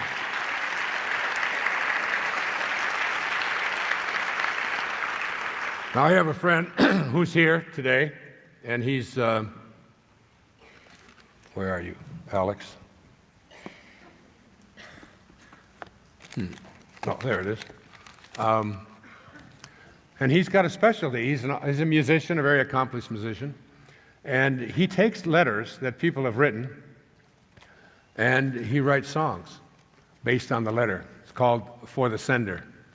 He's a brilliant writer. I say it that as an endorsement for his book. This is a beautifully written book with powerful message. I read it in one sitting and absolutely loved it. Here's a sample of his writing. He said, me and the leaves are barely hanging on when I get this letter. Autumn is painting change everywhere, and I am turning over a season of my own, although the trees are doing a better job of letting go than I am. Leaves and dreams alike are either dying on the limb or already gone, and so is she. It was a letter, a painful letter that he received. He's a beautiful writer, as you can tell just from that one paragraph. And when I showed him that letter, when Serena showed him that letter that she had written to me, he said, why don't I write a song called it? And he did. And I've asked him to come up here and sing it for you, or play it for you, and asked my daughter, Sky, who's just published, this is like the Wayne Dyer show here today, and the Wayne Dyer family. Her brand new CD called Letting Go, which has this song in it. And by the way, Serena is getting married on the 1st of July, and in Maui. And I am going to perform the wedding ceremony just as I did for Sky and her husband, and as I did for Ellen DeGeneres and Portia. 3 weddings. And the song is called This Gift, and it's a gift based upon the letter that I just read to you. If you'll come up, Sky and Alex. And this song is going to be sung, it's going to be the song, I guess there's a time in the weddings. I don't do weddings very often. But the father dances with the daughter. Well, this is the song that Serena has selected. Where do you want me? I want to come play it. I know. Nobody's invited me. So this is Alex. He's going to be actually performing, and you'll want to come to both him and, is it today? Yeah, 5:30. 5:30, and you're, what time, Anita? 4:40. Well, this afternoon's going to be fabulous. These are all standing ovation places, I promise you. And this is my beautiful daughter, Hello, Sky, who's going to sing this song, and then she's going to come back and close at the end. So let me get comfortable here. There we go. Make sure too. There you go. All right. Thank you. I don't need your help, smarty pants. All right, you ready? Okay. Get your shit together, as my kids say. Come on, Dad, you can do it.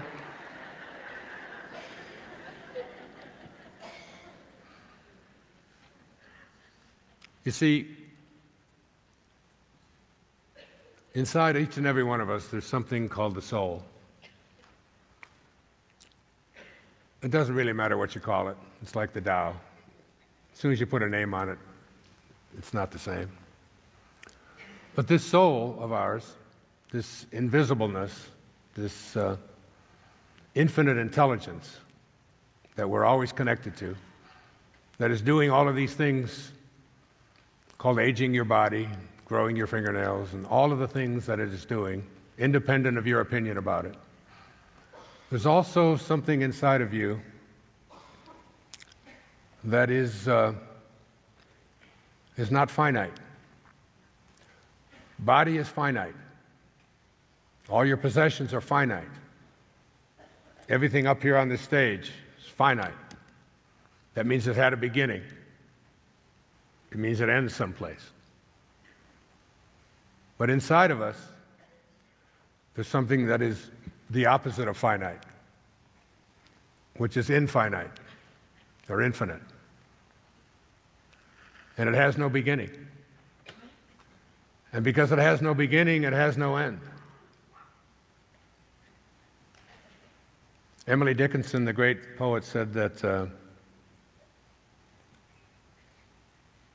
this quiet dust, holding up a handful of dust, the beautiful Emily Dickinson. If you haven't seen the film The Belle of Amherst, watch it, by Julie Harris. It's one of the, I ordered it the day Julie Harris died, about 6 months ago. She was in her 80s. The Belle of Amherst. And I watched it in my own, all alone, in my home in Maui. And when it was over, the whole audience gave her a standing ovation because it's a film of a Broadway play. And I stood up with the audience. I was just compelled. I applauded for at least 10 minutes. I was so incredibly moved and touched by Julie Harris's performance. I just couldn't imagine that someone could know that and become that character so beautifully. Emily Dickinson was a great poet. She said, this quiet dust was gentlemen and ladies and lads and girls, was laughter and ability and sighing and frocks and curls. This passive place, a summer's nimble mansion where bloom and bees fulfilled their oriental circuit, then ceased, like these. When my mom passed away, they gave us an urn, as she was cremated, and they gave us an urn of her ashes, it was dust. And I looked at my two brothers and I said, surely this isn't Mother. This isn't the woman who had to struggle the way she struggled and deal with the things that she had to deal with in her life, this beautiful soul. You know, Longfellow said that life is real, life is earnest, and the grave is not its goal. Dust thou art, to dust returneth, was not written of the soul. The soul is beyond all of that, because it has no beginning and it has no end. And something that has no end means it has to keep what? It has to keep growing. It has to be. It just continues to grow. I wrote these words out about the soul. The ideal of the soul, the thing it asks for, is neither knowledge or light or happiness. The ideal of the soul is space, immensity. The one thing it needs is to be free to expand and to reach out to embrace the infinite. Yeah, the ideal of the soul is infinity. It's miserable when it's circumscribed and restricted in any way. That's what's going on inside of you. It has a theme song. It was sung by Roy Rogers and Gene Autry and Bing Crosby. You all know it. It's the theme song of the soul. Oh, give me land, lots of land, and the starry skies above. Let me ride through the wide open spaces that I love. Don't fence me in. You know, before I had any children, I had 8 theories about how to raise children. I even wrote about them, all right? Then I had 8 children, and now I have no theories about how to raise children. But one of the things I know for sure about raising 8 children is that nobody likes being told what to do. That little voice that you've all heard that says, "You're not the boss of me. You can't tell me what to do. I'm my own boss. I can think for myself." That's not the bratty outbursts of a spoiled child. That's someone who's saying, "I have a soul. I don't want to be fenced in. Don't put me in a box. Don't make my life what yours wasn't. Don't tell me what I should be or can't be." It's the infinite within each and every one of us. That's the soul. And every single one of us has it, and none of us wants to be put into a box. And all we want to do is continue to grow.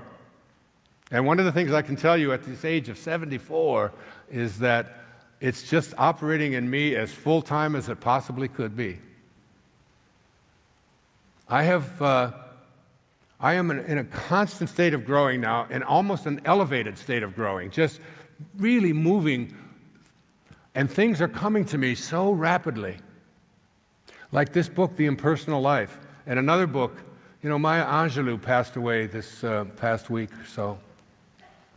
And I put on my Facebook page my experience with Maya Angelou back in the 1970s. We were on a radio show, the Owen Spann Show, on KGO in San Francisco. And a caller called in and said something that she was all upset because she wasn't getting the attention that she wanted. And she said, I never forgot it, because she said, the bird doesn't sing because it has an answer. It sings because it has a song, And I encourage everybody to honor Maya Angelou by singing your song, and while you're singing, make it a love song, because that's what she was about. Her biography, I Know Why the Caged Bird Sings, because it has a song, not because it's demanding an answer. There are no answers, but we all have songs that we have to sing, and we don't want to, as Serena said, die with our music still inside of us. So as you listen to your soul, as you listen to this invisible part of you, as The Impersonal Life came to me, this book was written in 1914, 100 years ago. And it was published under the name Anonymous until 1940, which is the year that I was born. And what it is speaking to you as if the impersonal part of you, the part that opens the flowers and grows the oranges, as if it were speaking to you and talking to you, this impersonal part of you that's in every single one of us and in all of the creations in the universe, in this infinite universe that has no beginnings and has no ends. We're beginning to get scientific validation of this infiniteness of the universe. And when you just think about it logically, where could it end? I mean, what's at the end? Is there a wall? And how thick is it? And what's on the other side? The concept of infinity is a very difficult concept for us to get. It's why the concept of death is so difficult for us, and why, when I was talking to my friends who lost their little 14-month-old girl to an accident, we can't grasp this idea that Abraham said. I had a conversation with Abraham, a 3-hour conversation that's coming out soon, and it was, and she said that if you really understood what was on the other side for you, which is what Anita gives us a glimpse of, is that it is so incredibly blissful and perfect, and there is just no opposite there. And to come to know that. But I have been trying to get a hold of this impersonal self and to get a sense of it, to feel it in my own heart. And what it involves changing certain things about ourselves. Like the day that Serena sat behind me in Ephesus while I spoke to these people at the home of the Mother of Jesus, which was a significant moment in my life, to be there in this place and to be giving a talk on Rumi. We stopped at there were 10 buses, 35 people. There's 350 people, 10 buses of 35 people. And we pulled into this area. It was at the end of September, very hot, very desert-like, in this city that is being excavated, an ancient city that was at the time of Jesus and before. 15% of it has only been excavated, so it's still 85% underground. And just to walk among those streets and all of that, and then to see this home where, when Jesus was about to be crucified, he said to John, "Please take care of my mother." And this, according to all the historical documents that they have, this is the place, in this home, in this stone house in Ephesus. And we all stopped for a bathroom break, and men all went into this gigantic urinal, and the women all went and got lined up in this other place, and there were a big line of women, and the men were just going in and out. It seems to be how it works. And so I went into this place, and I was leaving, and I washed my hands, and there was an old man in there, probably younger than me, but he was an old man. I was going to say 67, 68, but that's like younger than me. And he had a roll of paper, like paper towels kind of thing, and he was tearing them off, and he was very dirty. And the place, you can imagine it's in Turkey. At the end of summer, the temperature outside is about 90-some degrees. You can imagine. Just try to take a whiff of what you think it must be like in this place. And this man was in there all day, and he would hand people these pieces of paper. And the old subconscious mind training. See, we all have this subconscious mind, and this subconscious mind is operating overtime all the time. It's the stuff that made us believe that God is something that's outside of us, and the idea that God is within us, even though all the spiritual literature, including the Old Testament and the New Testament, is it not written in your laws that I have said you are gods? You are all children of the Most High. You are all gods. That's from the Psalms. That's from the book of John. Those are the words of Jesus. And there's many, many others.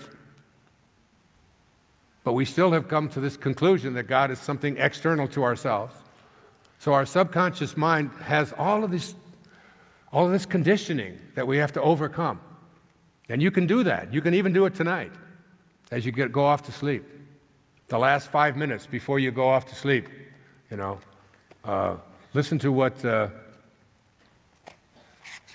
it says in the book of Job. In a dream, in a vision of the night, when deep sleep falls upon men while slumbering on their beds, then he opens the ears of men and seals their instructions. I read that too fast. In a dream, in a vision of the night, when deep sleep falls upon men while slumbering on their beds, then he opens the ears of men and seals their instructions. That's from Wishes Fulfilled. That's from the book of Job. So that when you're about to go off to sleep, you're going to enter into your subconscious mind and marinate there for the next 8 hours. So whatever it is that you program yourself for as you go off to sleep, you're going to begin to manifest when you awaken into this reality. So you don't want to review all the things that you don't like, and all the things that aren't working, and all the stuff that upsets you, and all the stuff that you're mad at, and all the people that you resent, and all the facts of your life that are not the way you think that they should be. You don't want to be doing that unless you want more of that to manifest and show up in your life. Because when you awaken, the divine mind, which can't make a distinction between what you think and what your reality is, if your thoughts are on, my life is really bad and terrible, Your subconscious mind's saying this over and over again. The universal subconscious mind, God, says, so that's what you want? And here's some more of it. And you'll continue to attract more and more and more of it. What you have to do is assume the feeling of your wish fulfilled, and the last 5 minutes especially, before you go off to sleep tonight, put into your consciousness, I am well, I am health, I am perfect health, I am healing, I am content, I am wealthy, I am positive, I am love, I am God. Even if you don't believe it, over and over again, use these words, I am. The words that God spoke to Moses. My name is I am, and that shall be my name for all future generations. And as you marinate in that, when you awaken, you will begin to attract more of what you have placed into your subconscious mind. That's why Serena said in here, the word blame is just not a word that we use. We are responsible for what we attract into our lives, and through our thoughts and our desires, we can create them. So there I was back in Turkey. So that's your assignment for tonight, by the way. Let just the last 5 minutes before you go off to sleep, begin to practice. I am living as if what you would like to attract is already an accomplished fact. In fact, the other quote from the book of Romans says, in the presence of him whom he believed God, who gives life to the dead, and hear these words, and calls those things which do not exist as though they did. You have to call those things which do not yet exist in your physical sense as though they did. You live from that place. That's how I healed myself of leukemia. It's gone. It's out of my life. It's no part of my life whatsoever.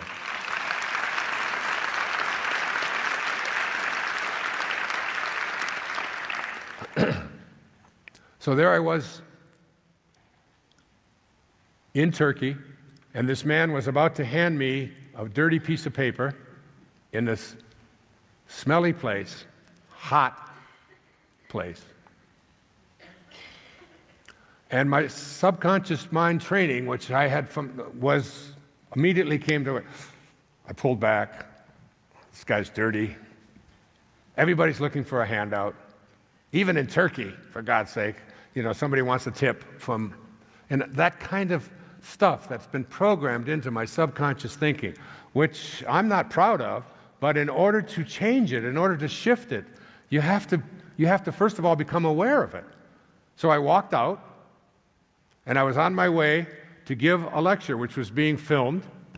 There's a whole big crowd there, and cameras everywhere, and here I am, this spiritual master, who's about to give a talk at the home of the mother of Jesus, for God's sake. And inside, I'm angry and going with this judgmental stuff. And I stop, because this is how you change your subconscious mind. First, you become aware of the thought, and then you begin to do something about the thought, and then you become aware of your behavior. And the most important thing is you change your behavior. In the recovery movement, we call it making amends. You make amends. You change your behavior as well as become conscious of the thought. And I turned around and I went back to the urinal. And I saw this man there who didn't speak any English. And I reached into my pocket and I had a 20-euro note in my pocket. That's about $30. That's all the cash that I had on me. And I came over to him and I embraced him. I put my arms around him and I put the 20-euro note into his hand and I said, thank you. Thank you. Now, and I walked away and I went and gave the talk and I corrected it. So now what I did is I did a course correction in my subconscious mind training. And that's how you have to do it. Now, this is what I wanted to tell you. As I'm reading The Impersonal Life, I'm asking the question over and over again, how do I find it? See, I'm going to write about this. I'm already writing another book. In fact, I'm writing 2 books. Because I'm fulfilling a dharma, a desire. It's why I'm here. I live on Maui. You guys all want to get to Maui. I leave Maui to come here. And people think, well, you must be because of how much money you're making. 100% of what I earn, I give away. 100%. Either to the government, it takes about half, or I have 8 children who help me out with that on a regular basis. But trust me, it has nothing to do with money. It has to do with this desire that gets placed into our hearts that we can't stop. It's what puts me on a plane. It's what flies me overnight and turn around and fly back so that I can get back to the writing. Because it's a desire that my human self has nothing to do with. And I'm asking the question over and over again, how do I find it? Now, there's 18 chapters in The Impersonal Life that was written by Joseph S. Benner, because when he passed away in 1940, his wife, he was a Lutheran minister from Akron, Ohio, and his wife wanted the world to know who this man was. And it's not consistent with so much of what the Lutheran Church teaches. So that's why he published it as anonymous. But then, it's the book, by the way, that Elvis Presley lived with. When he died, he had it with him. He said it's the only book that ever spoke to him. And I want to write, well, I know what I'm going to do. I don't know yet what I'm going to do with it, because I'm just listening and surrendering. But the 17th chapter, there's 18 chapters in this. Isn't that interesting? 18. One infinite source. 18. There are 18 chapters in the Bhagavad Gita. One infinite source. There are 81 verses in the Tao Te Ching. Infinite source. Once. The number 18 in Hebrew is what? Anybody? Hayam. Life. Life. The number 18. It's a very spiritual number. So it's a Friday morning, and I have a series of things that I have to do on Friday. One of them is to go to the bank. And my kids are coming, so they like cash. So I have to get some cash, I have to cash some checks, I have to, make some deposits, things like this. And there's a girl at the bank, her name is Cheyenne, and she has, I've had this little thing going with her for 2 years. She has 3 children that are under the age of 4, just like my mother did. Her husband has diabetes. He's very, very sick. And so I always go to her window. Now, I've never said anything to her about this at all, but always I've seen her with her children at different places on Maui and so on, and I know what's going on. And she's a teller supporting a family with a husband who can't work at this time. So every time after I do all the transactions, I take a couple of $100 bills, and I place them under her little computer thing there. And I've been doing it for a couple of years. I just, and she, because I know the thing is being filmed, and I'm not sure if what I'm doing is legal or illegal. I'm not doing anything wrong, but I mean, it's like there's cameras everywhere, and I don't want to get her into trouble. And so it's 9 o'clock in the morning, and she goes to lunch different times, starting about 11:15. Anytime between 11 and 1, she goes to lunch. And I am thinking about going to the bank, but I want to make sure that I get there in time to be able to see Cheyenne so that I can put this money under there, because I just feel after a couple of years she's probably become accustomed to it, and it's just something that she needs. And but we've never talked about it. I've never said I'm giving you money. It's not about me, any of this, okay?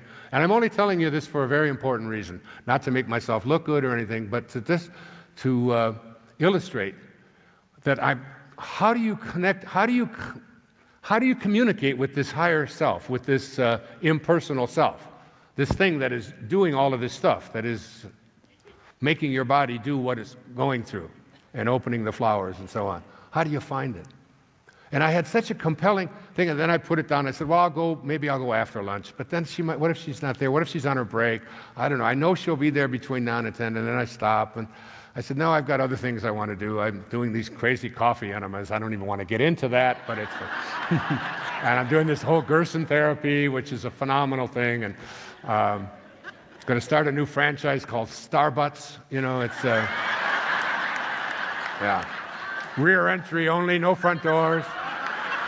Just an idea I have. I'm just working on it, you know. Nothing says morning like Folgers in your butt, you know, in your cup. My kids laugh at me. They think it's all, but I feel great every time I do one. And I recommend you look at the Gerson therapy, by the way. It's a very powerful tool for overcoming cancers and so on. Anyway, just a side thing on it. But I've got this compelling desire to go to the bank at this time. Not because of anything with me, but to make sure that I get to see Cheyenne and give her this extra money that I'm sure uses. So I finally just say, the hell with it. I couldn't resist. I got it. I went downstairs. I got in the car and went over to the bank and got it all done so that I made sure. And she was there, and sure enough, I went there. And then there's another lady at the dry cleaner that I always stop to. Her name is Elsie, and she's about 4'10" and maybe 300 pounds. And she works in a dry cleaning plant where can you imagine how hot it is and sweaty in there? And I always go in there and give her about $100, and sometimes more. And I always put my arm around her because I don't think anybody ever does. And then I went back. And I picked up, and I was reading the 17th chapter, which is called Finding Me. And this is what it said. The best and the surest way you may know me, capital Me, M-E, is your highest self, your impersonal self speaking to you all the time. Every desire you have is placed there by it.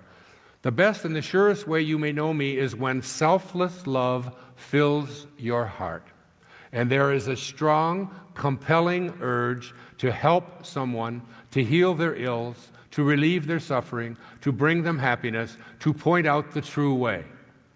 That is the actual feel of me within you, pushing the personality aside, using your mind and body for the purpose I created them, as avenues for the expression of my real nature, which is perfect love, the Christ of God, the one vitalizing, quickening, life-giving, strengthening, healing, all-supplying, all-informing power in the universe. If you will but turn to me and will carefully watch for and study these impressions which you are receiving every moment, and will learn to trust them, and thus to wait upon and rest in me, putting all your faith in me, I will guide you in all your ways. I will solve for you all your problems. I will make easy all your work, and you will be led among green pastures beside the still waters in life. I here promise you that you will not only soon, very soon, find me, but I will be to you an exhaustless fount of such wisdom and strength and help as your human mind now cannot possibly conceive, if you will devote but 1 hour each day to me alone, imagining and practicing the presence of me within you. If you will but seek me thus, making me first in your life, never resting until you do find me, it will not be long before you will become conscious of my presence, of my loving voice, speaking constantly from out of the depths of your heart. When you have a compelling urge to help someone, when you suspend your ego. When I flew from Maui to here, I flew to Dallas. We got in 45 minutes early, so we arrived at 4:15 a.m. the day before yesterday, 4:15 in the morning. I had a 4-hour layover to get the first flight to Austin at 8:15. So I have 4 hours. Now, when I was planning this trip, I was upset with the guy who made my travel arrangements because 4 hours after flying all night, sitting in an empty airport was not something that I really wanted to do. And I was thinking about what I'm going to do, so I took some things to read, but 4 hours, and it's on Maui time, that's the middle of the night. I mean, it's the middle of the night here, it's the beginning of the middle of the night there. Anyway, So I walk over to the, we landed at C and I had to get to A. So I walked to A, and while I walk by gate A39, I see that there's a flight to Chicago at 5:30 a.m. And I just stood there for the longest time looking at that flight. I said, 5:30 in the morning? It's the only gate that's open at the whole airport. 5:30, people going to Chicago at 5:30. For some reason, I stood there for the longest time, okay? And then I started to walk down towards my gate, which was A8. But for some reason, a desire was placed in my head to stop at gate 33. I don't know why. I said, well, I'll just sit here for the next hour, and I've got some reading to do, and I've got some outlines to do, and I want to think about what I want to speak about the next day here, right now, this morning. And a woman walks by, and she sits down right, just like a few seats away. And she looked at me, she said, are you going to Chicago too? And I said, no, I'm not going to Chicago. I said, I'm going to Austin, but I'm going to be here for another week until the next flight. And she said, and she had sort of a heavy accent. I think she was from Europe someplace. And so she sat there for a while, and all of a sudden, this thing hits me again, this desire hits me. I had just looked at the flight going to Chicago at gate 39, and she's at gate 33, and she's going to Chicago. It must be, and I went over to her. She was very nervous about me approaching her at 4 o'clock in the morning in the Dallas airport, and nobody else is around anywhere. And she just kind of skipped back. I understood that. And she said, I said to her, you're going to the Chicago? Yeah. She said, yeah, it's right here. It's coming in gate 33. I said, but it's 5 o'clock. There's nobody here. She said, no, but it's 5. And she just sat there. She was comfortable.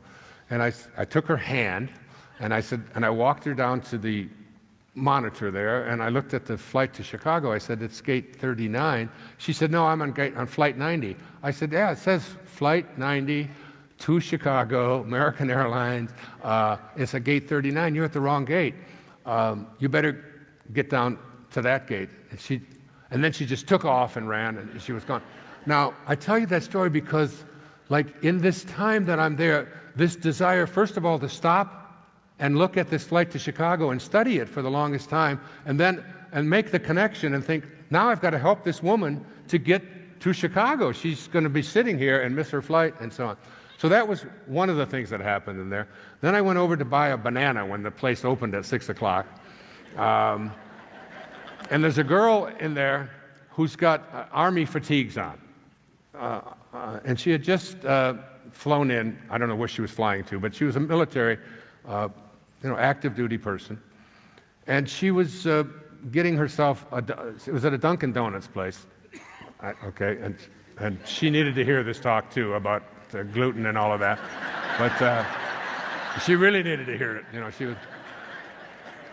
So she was ordering her donut and ordering whatever else she ordered there. It came to $7 or $8, and I just stepped in front of her. I said, I'd really like to take care of this. And I said, here, the banana and whatever she wants. And I put my arms around her and thanked her for her service and all of the wonderful things that the military does to keep us all safe. I was in it for 4 years. I know about that. And so now, it's like in a 4-hour delay, I have 2 desires placed into my head. It wasn't my human self that placed that desire to get that woman to her flight. It wasn't my human self that placed that desire to do something nice for this girl. It was whenever there's a thought in there that the impersonal you is always speaking to you. And whenever it's compelling, and you feel like you have to do something. Like I could have just sat there and let that lady just sit there and think, well, she knows what she's doing, and she's a little bit intimidated by me talking to her anyway, and just let it go. But it was so overwhelming, and she has no idea that, had that desire not been placed in my head, she would have missed her flight, and who knows, and so on. So it's like getting to this place in our awareness that every desire that we have, particularly, now every mother in this room knows what I'm talking about. Because that's what the Tao teaches us, that we forget about ourselves and we just offer. It's what a nursing mother does. It's like, I just give you of my body, and it doesn't make any difference how uncomfortable I am or whatever. When that overwhelming, compelling desire to be of service to someone else, that's your highest self saying, this is your Dharma. I will lead you to a higher place, a place of love.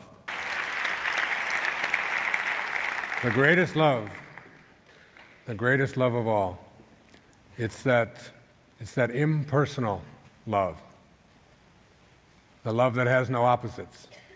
When you listen to Anita today, when you listen to Alex later today, and so many of the wonderful speakers that are at this event, it's all about this. It's all about having that compelling urge and listening inside and reaching in and being of service. I ended my PBS special with my favorite poem by Hafiz. The great Hafiz, who said that even after all this time, the sun never says to the earth, you owe me. Just think what a love like that can do. It lights up the whole world, that kind of love. When you find that inside of yourself, you start seeing the most immaculate of changes take place. And my favorite poem is called In a Treehouse by Hafiz. Light will someday split you open, even if your life is now a cage.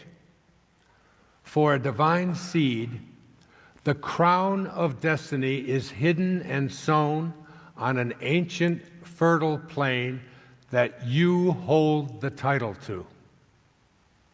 Love will surely bust you wide open into an unfettered, blooming new galaxy. Even if your mind is now a spoiled mule, a life-giving radiance will come. The friend's gratuity will come. Oh, look again within yourself, for I know you were once the elegant host to all the marvels in creation. It's one of my favorite lines. Look again within yourself, for I know you were once the elegant host to all the marvels in creation before you showed up in this world of form and where you're headed. From a sacred crevice in your body, a bow rises each night and shoots your soul into God. Behold the beautiful drunk singing one from the lunar vantage point of love. He is conducting the affairs of the whole universe while throwing wild parties in a treehouse, on a limb, in your heart.